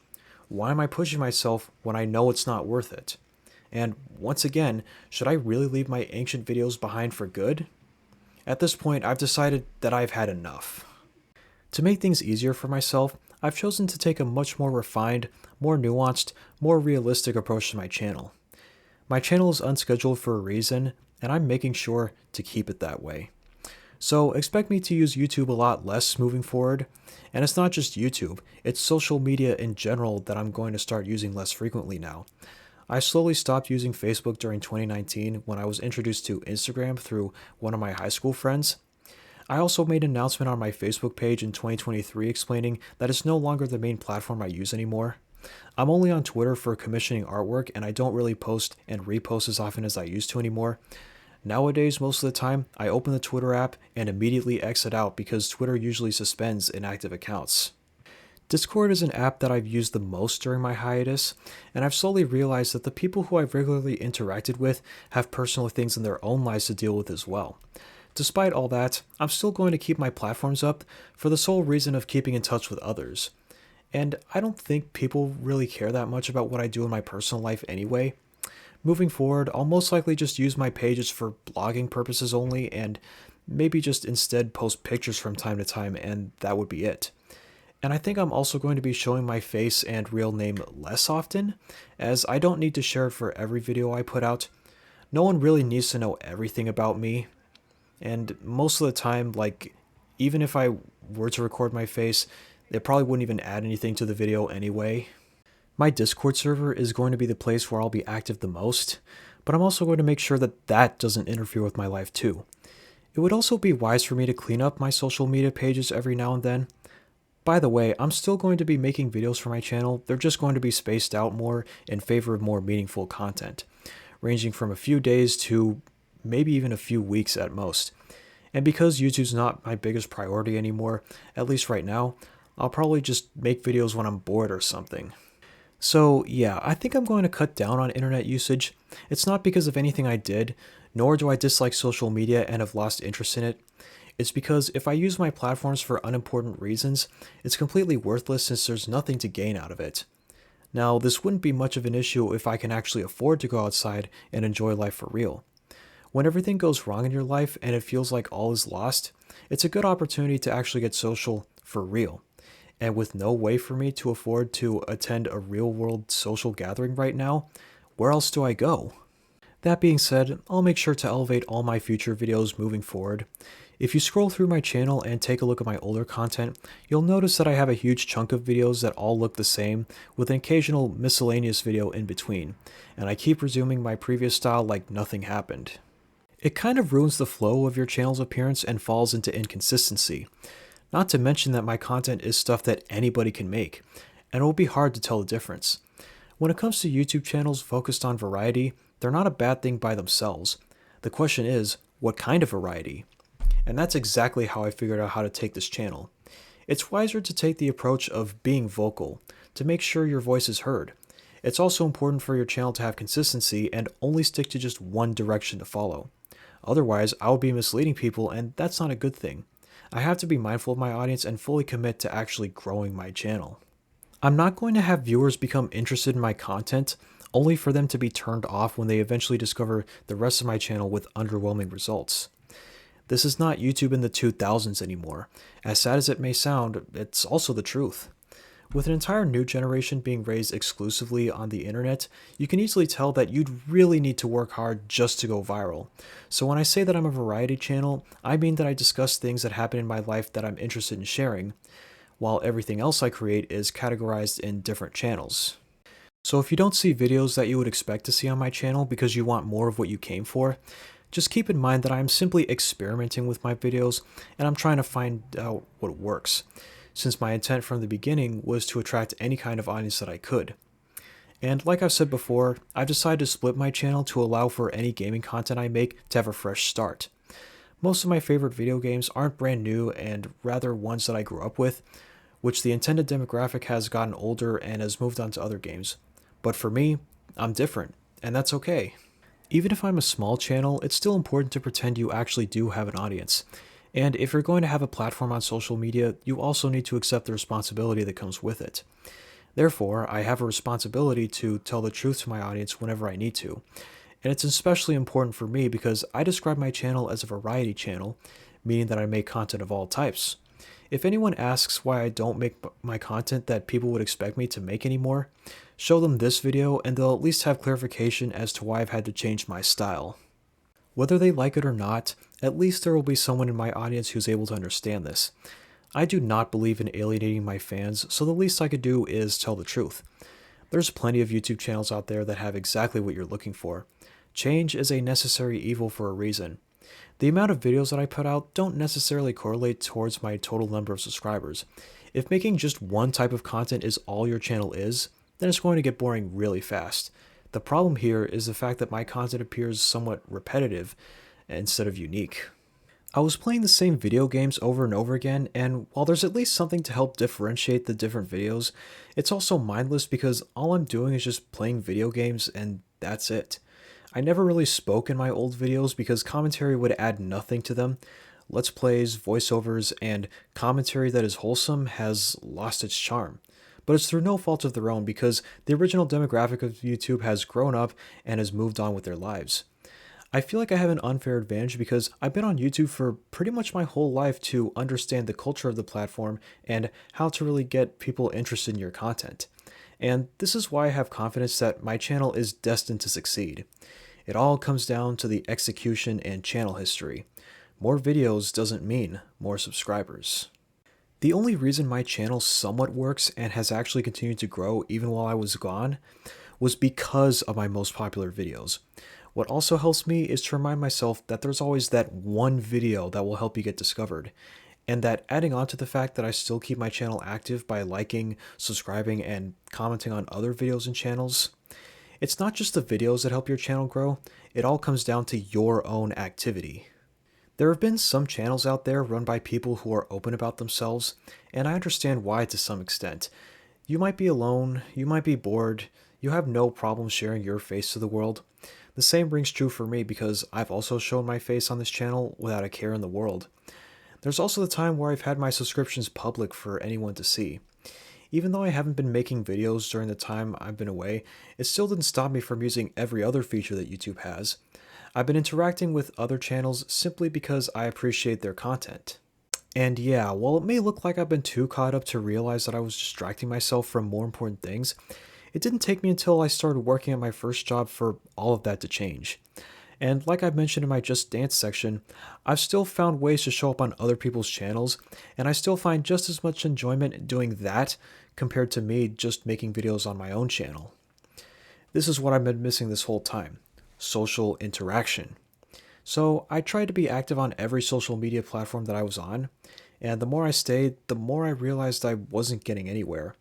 If I'm getting no new followers by making low effort posts, then what's the point? You have to be the one to go and meet new people yourself. Do not expect people to come to you, especially if they don't know you exist yet. There's other ways to be social than to risk sharing overly sensitive information about yourself.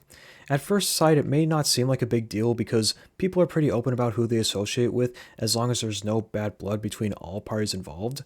But even if all's well and it seems like everything is okay, you start to realize this connection that we have is public. Really think about this for a second. If you're so proud about who you're associated with, it's practically a bragging right. Who really needs to know who your friends are? Who needs to know your family? Who you subscribe to? Whose business is it at all? As if I wasn't terminally online enough, this point fully solidifies it. Not only does this allow for cyberstalking, but people can easily use this information against you. and for good reasons too. What if someone that I've subscribed to but ended up forgetting about ends up having a criminal record down the line? It would be so awkward for me to explain that I would have no idea of any of this important information. And while it's nice to know these things, finding dirt on someone who's innocent, on the other hand, is a good way to ruin someone's life. I will admit that I've said and done things on the internet that I regret all these years later, and I'm willing to move past all that and be a better person. I had to accept that choosing to present your affiliations without shame is not worth it when there's other ways to do it. If I want to praise someone, I'll just make a video about them or just briefly mention that I subscribed to them in my video. If you're oversharing yourself, you're just asking for trouble. Everything on the internet stays, and thanks to my brainstorming that I did last year, I realized that actions have consequences. When I started to make more long-term goals and plans, I realized I had to make changes to my channel as soon as possible. And you guys know what that means. I have to shift my channel's focus to something else. This whole time, I've been playing video games on my channel, and very rarely did I ever make videos that had anything to do with miscellaneous talk videos. And after thinking about it for a long time, I believe it's important for me to start living up to my name. This channel is called Cartoon Earthboy 2, not Video Game Earthboy 2. I only chose this name because I have a passion for the broader world of entertainment. Video games will still be talked about, by the way. I'll probably talk about how my nickname came to be in another video. With that being said, I think it's safe to say that I found my footing for this channel again. I now know exactly what I want this channel to be, and I'll finally be able to continue making videos and pick up from where I left off. Despite being more busy as an adult, I think it's easier nowadays to find time for social media usage, while also being responsible and paying more attention to my life outside of the internet as well. The only reason your favorite YouTubers are active is because they are full-time content creators. And if they stop using YouTube, it's usually for the best. It's not just me who needs a break from making videos, it's everyone else on this platform. This reminds me of a poster that I saw in my classroom when I was in 5th grade, which reads, "Success is a journey, not a destination." This tells me that with certain YouTubers, they might have realized along the way that they found that they can pursue other hobbies that are bigger and better than YouTube. There's more to life than creating content for an audience of people who you don't even know to begin with. And because I've now chosen to use YouTube for what it's really for, I'm going to start using the platform as a pastime instead. I've been on the internet for far too long anyway, and I think it's wise I start using it for the right reasons. So at the end of the day, what it comes down to is uniqueness. After all, it's been 20 years since YouTube started. And with every social media platform today, there's bound to be some changes, even to the platforms we love the most. And because of that, I'll make every video like it's my last, and start focusing more on making talk videos, even if no one watches. Hearing one's voice is what brings authenticity to the overall YouTube experience. It is called YouTube, after all. So I'm thinking, why not just tap into more obscure topics? I was able to do that once back in 2020, and it seems to perform better than most of my other videos. And of course, sharing my experiences through my own point of view is much more meaningful in the long term. But with all the content I've put out there that relates to topics that are slowly becoming more niche, what is there to take advantage of? Who would want to watch my channel if I'm not interested in newer media? If I make videos that talk about things that others have never heard before, how will I get discovered? That is until I realize that there are some things in this world that are timeless. Remember that word for later. The point is, I could just be me, and I'll get a following regardless. Variety channels can grow if they're done correctly. YouTube is changing, and so is its demographic. All that's left is to make a lasting impression on others. During my hiatus, instead of acting like everything's normal and fine, I unfortunately was too caught up in the news, and I felt like the only way I'd be able to get mainstream attention is to make videos on some of these things. In other words, I caved, and I almost turned to the dark side, aka grifting. And throughout those 3 years, I realized I was just simply trying way too hard to come back. This brings me to my next point about not caring about what content you make, and not thinking about the consequences. Guys, I'm going to be honest, and I hate to say this, but Just Dance was not how I wanted to start my channel. What I lacked was patience. Therefore, my channel basically had no general direction. Subpar quality and minimal resources didn't help either. I've already talked about the general problems when it came to making Just Dance content in the first place. However, this also applies to every single game I've played on my channel as well.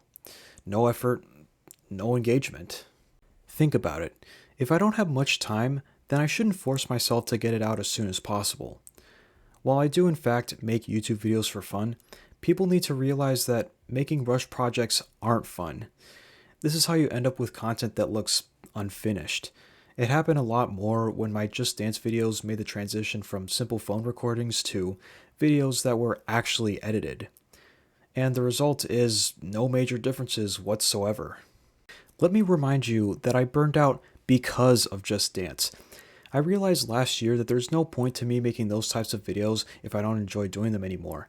Not only that, but who asked me to do it? Who asked me to start before being ready? Who asked me to film myself dancing with practically no enthusiasm, therefore embarrassing myself in the process? Throughout the times I've looked through my channel in case I need to make any necessary changes, there's barely any comments in any of my videos. It's not fun when I make content only for it to not be discovered whatsoever. And no one's going to watch videos that are extremely low effort. That's how your channel gets hidden by the algorithm.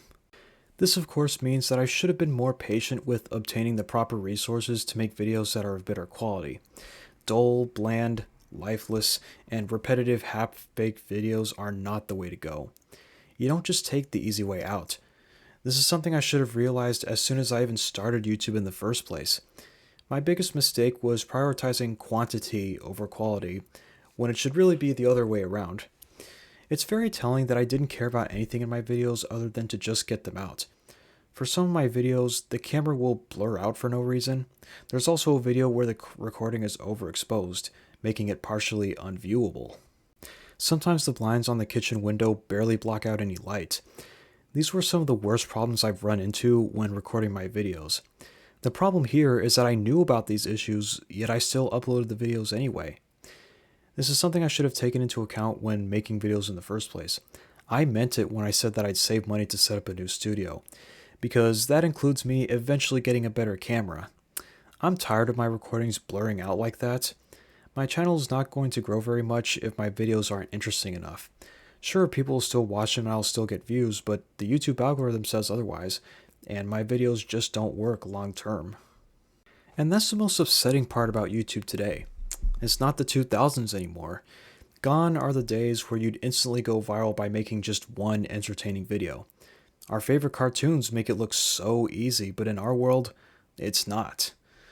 YouTube has become so big over the years to the point where you'd have to work extra hard since everyone's on the internet these days. You're lucky if you even have a chance at being discovered on this platform at all. I hate it as much as you do. I'm sorry to say this, but I'm going to have to make sacrifices for this channel. I really meant it when I said that my channel is going to split. It was clear that I didn't have a consistent direction for where I was planning to go with my channel prior to my departure. Don't get me wrong, there's so many video games I have yet to play on my channel. In fact, I have like 2 pages worth of video game titles written down. But given the current state of YouTube and everything else I went through in my personal life, I feel like there's more important things to worry about right now. So after the Spectacular 7 gets released, I'm going to start shifting my content towards making talk videos more often. If there's anything that anyone's genuinely interested in when watching YouTube videos, it's conversation. We are human beings and we are social by nature. Just because I won't play video games on this channel a week from now doesn't mean I won't talk about them. You may think that Schaefer's Productions focuses mainly on discussing his favorite movies, but he's also no stranger to video game discussion. I mean, when was the last time you've heard someone rank all 96 tracks in Mario Kart 8 Deluxe? Oh wait, that happened recently? At least you guys get what I'm trying to say here, right? I can still be considered a gaming channel in the sense that I can review video games, make tier lists, and maybe make a tutorial video on how to perform a crazy glitch that's recently been discovered. That's when gaming videos start becoming interesting. Because unless you're playing a video game for the first time, actually taking the time to express your opinions about the game and why you like said game so much is so much better than a gameplay video with no commentary. This is why I decided that I'm going to focus on making content that's much more authentic and sincere, rather than it being mindless. If I make content for fun, what would it mean long term?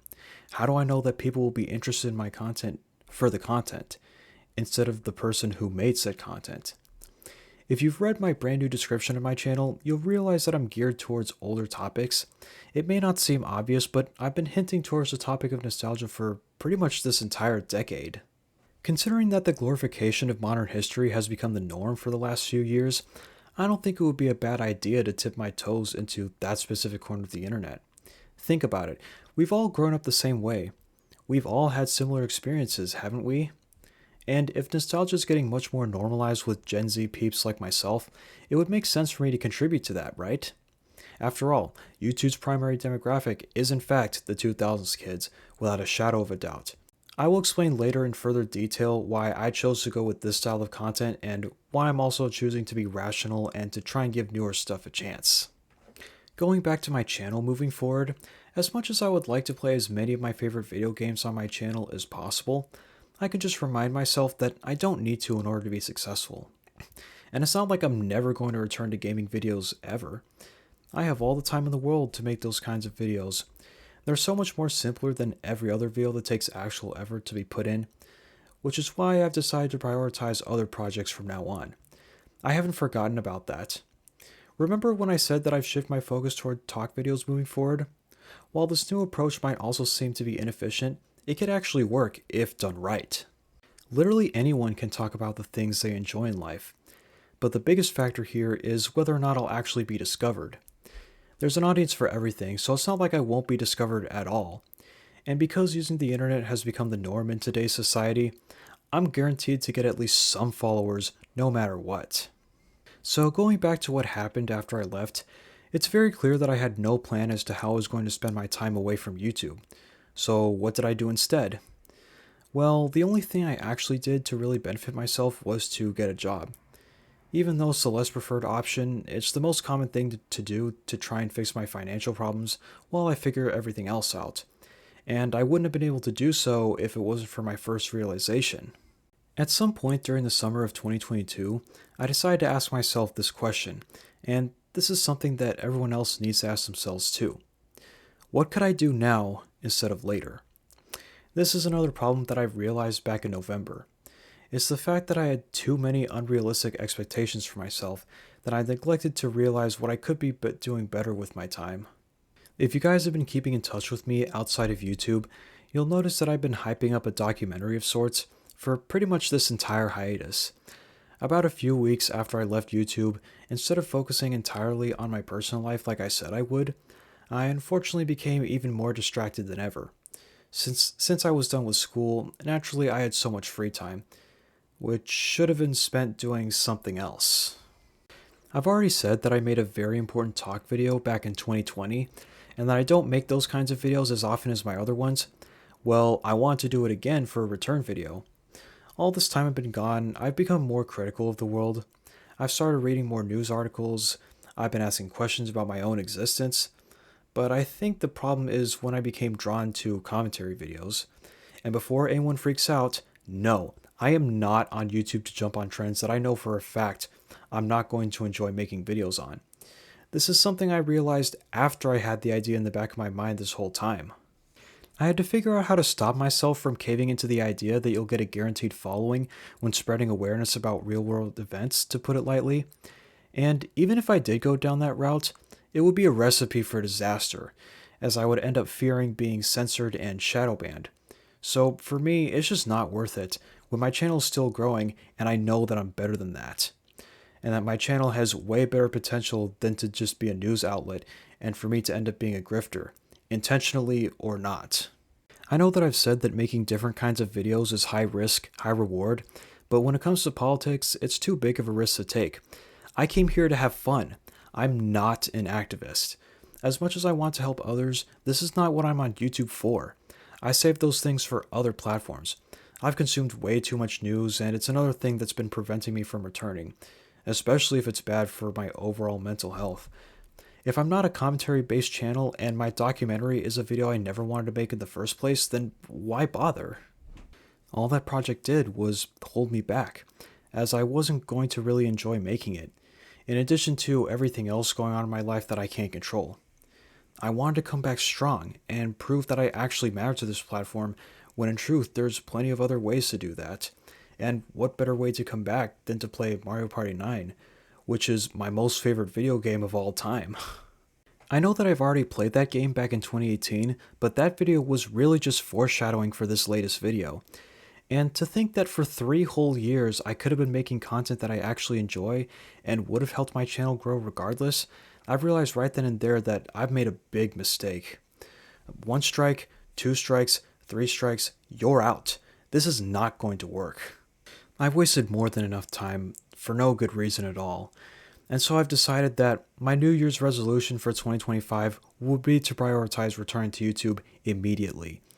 It's my own fault for taking too long to come back. The documentary can wait. I should have put it on hold a long time ago. If I'm unable to get any work done, then I have to find another solution. I had to learn this the hard way when my current financial crisis finally caught up to me towards the end of 2024.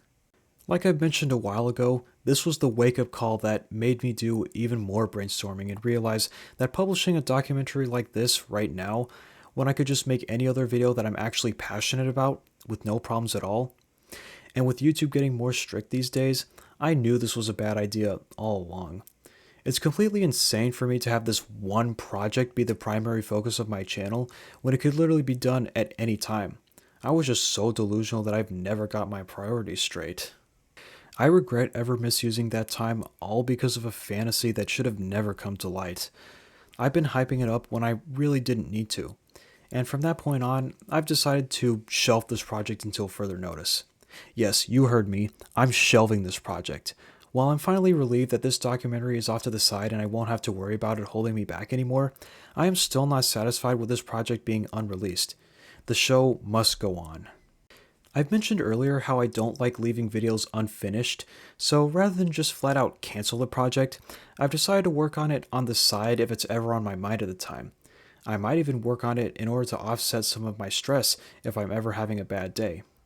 Like I said, it's a documentary talking about what I've been witnessing these past few years. I'm not about to abandon something that's really important to me, so it's safe to say that I made the right choice here. It's way too early to develop a savior complex when my channel still has yet to grow for real. And you know what? It's probably for the best. Let me explain. As someone who's practically been on the internet for pretty much my whole life, I've always seen it as a means to escape from reality. But with all the information coming out and everything else going on in my personal life, I don't know if I can really trust that anymore. The internet has kind of integrated itself into our lives and we're kind of just glued to it. I've also debated whether or not it's actually worth returning to the platform. If you really think about it, YouTube's been around for a very long time. A lot can happen in 20 years, and this is why we've seen so many of our favorite creators leaving the platform during the start of 2024. And with a brand new wave of younger creators joining the platform, it hasn't really gotten much better. Not just on YouTube, but on the entire internet as well. At least the social media aspect of it. It's 2025, and we live in a time where we're starting to lose our sense of freedom. No one can really trust each other anymore, and it's sad to see it all happening. And thus, we're all desperate for some sort of community. We're all looking for safe spaces, and we're all looking for places to hang out. And for that, I've come up with a solution, thanks to me retracing my steps as to how we got here. The internet was designed so that we can not only get useful information, and to also connect with people who share similar interests, even if some of them choose to keep most of their information private. We can make friends from everywhere, and not just in our hometown. And as soon as video sharing became a thing, we all knew we were in for the time of our lives. I know YouTube sucks today, and it's hard to find actual good content on the platform now, but what helps me is to remind myself that the old days are what brought us here today. Are you guys familiar with the film Back to the Future Part 3? Specifically the scene with the Hill Valley Festival where Marty's confronting Buford, only for the Chief Marshal to intervene and break things up? Well, after that, he states this is a party, and we're really here to have fun. The same goes for YouTube. We should enjoy ourselves and the content we put on this platform. We shouldn't have to let ourselves be discouraged. And you know how there are certain comments on YouTube saying that it's the closest thing we can get to a time machine? Why don't we instead focus on that? What made YouTube the website to go to, and what made it so special to begin with? What made the platform actually stand out back then compared to today? I feel like we could use these things to our advantage. And don't worry about me being too positive all the time. Like I said, I try to promote positive things while also being aware of the negative ones too. What matters is balance, and you can't live life if you spend it being focused on just one thing and not the other. To liven up everyone's spirits further, I want to share with you guys some of the more positive experiences about my break and why my channel has gone through a complete overhaul these past few years. If anyone watching this video has been following me on Instagram, you'll notice that I got myself some new decorations for my room during the beginning of 2023. And while you guys are here, I figured I'd show you guys around. I might as well use this opportunity to do so while I still have the chance. Just to be clear, I'm not going to show everything because that will be completely unnecessary. I'm also thinking of surprising my viewers for some of those things anyway, so without further ado, enjoy the tour. So first off, you may have noticed that I have a brand new chair. The last few times you've seen me on camera, I've been sitting in a wooden chair which felt kind of uncomfortable, so of course it would make sense for me to get another one. I also have LED lights to give my room a more aesthetically remarkable background because why not? Up on my wall, I have coloring pages of dog, frog, and duck. I was thinking about putting the rest of the word friends on my wall as they also have coloring pages of their own. However, Word World is such an old, obscure show that coloring pages of the word friends are really hard to come by. But I'm not that concerned about that since having pictures of just the 3 most important word friends on my wall is good enough for me. Here we have a plush toy of Larry Koopa, my most favorite Koopaling out of all 7 of them, and below him are a few broken boards as I was a Taekwondo student from 2017 to 2020. In this bookshelf I have 5 Dogman books and 10 Diary of a Wimpy Kid books. I'm a massive fan of both of those franchises. Right here we have a DVD of Short Circuit. This is perhaps one of the best 80s movies I've ever seen. Up here we have 2 Baby Einstein DVD toy chests. Unfortunately, I don't have all the DVDs as I've actually had these copies throughout my entire life, so of course some cases and discs are bound to go missing eventually. Here is a picture of me using one of the first laptops we've ever had, thanks to my dad teaching me how to use a computer. Here we have yet another DVD, this time of the episode Waterworld from Kids Songs. Next up we have a poster of Blackpink, because who doesn't love K-pop? And last but certainly not least, we have a poster for the movie Racing Stripes. This is one of those films that you've most likely never heard of before. I figured that I might as well hang this poster up just for the sake of remembrance because I happen to be one of those people that actually watched it as a kid, so I think it's worth keeping up on my wall. To conclude this tour, I would like to explain why I chose these 2 posters to represent my branding according to my room, and why they're right next to each other. Racing Stripes came out in 2005, and Blackpink made their debut in 2016. Racing Stripes is your typical happy-go-lucky film with the main characters being talking animals because we of course can't get enough of those types of films when we were kids, right? Films that featured playful talking animals, especially the CGI animated ones, have been around since the 90s and have gone on to become massive fan favorites when the 2000s rolled in. Examples include Garfield, Cats and Dogs, Beverly Hills Chihuahua, and Charlotte's Web. Growing up, movies like these were always my favorites, and I would watch them day in and day out. As for Blackpink, they were able to take advantage of the growing subculture of K-pop fans thanks to a certain K-pop song from 2012. You guys know what it is. When Gangnam Style came out, K-pop exploded in popularity, as the song was well known from practically the entire world. And throughout the 2010s, we would see a rise in video sharing platforms that primarily focus on short-form content, with Vine being the first app to do so, and with TikTok being the app we use today for short-form content. In case you guys are wondering, I do not plan on using TikTok anytime soon. I've mentioned earlier that I use Instagram, and in a way, it serves as a pretty reasonable alternative, thanks to Instagram Reels. One of the biggest trends amongst these shorter videos is the amount of people dancing to K-pop songs. Almost every K-pop song has its own choreography created by the band who made said song. A lot of K-pop fans take the time to rehearse a specific section of the song that they like, and when they've got the moves down, they film themselves dancing and upload it for the entire world to see. Now, this can apply to almost any pop song in existence. K-pop just so happens to be the most prevalent simply because of how catchy that specific music genre is, compared to others. The primary demographic for K-pop mainly consists of teenagers and young adults, but most importantly, they just so happen to be around my age. Going back to these posters, the main point I'm trying to make here is that I'm trying to gather an audience that I can relate to in the most realistic way possible. As we get older, we start to lose interest in whatever film or video game comes out these days, and as much as we'd like to experience the things that we actually did enjoy, we can buy physical copies of older media, as we humans can't physically go back ourselves. From what I've described, it seems as though all hope is lost. That is, until I came up with a somewhat plausible solution, which is to combine old with the new. What I mean by that is that we need to start relating to each other on a much broader range. Instead of focusing on a very specific demographic, we should expand our reaches as far as possible. My goal is to try and be as social with as many Gen Z peeps as I can. Those who are children at heart, and are willing to become collectors to keep their memories alive. And also those who can somewhat tolerate the present day and have been able to figure out how to get by with no problems at all. And with these combined attributes of ours, we can get ourselves closer to yet another golden age and/or renaissance. It happened with regular show between the 80s and 2000s kids, and we can most certainly do it again.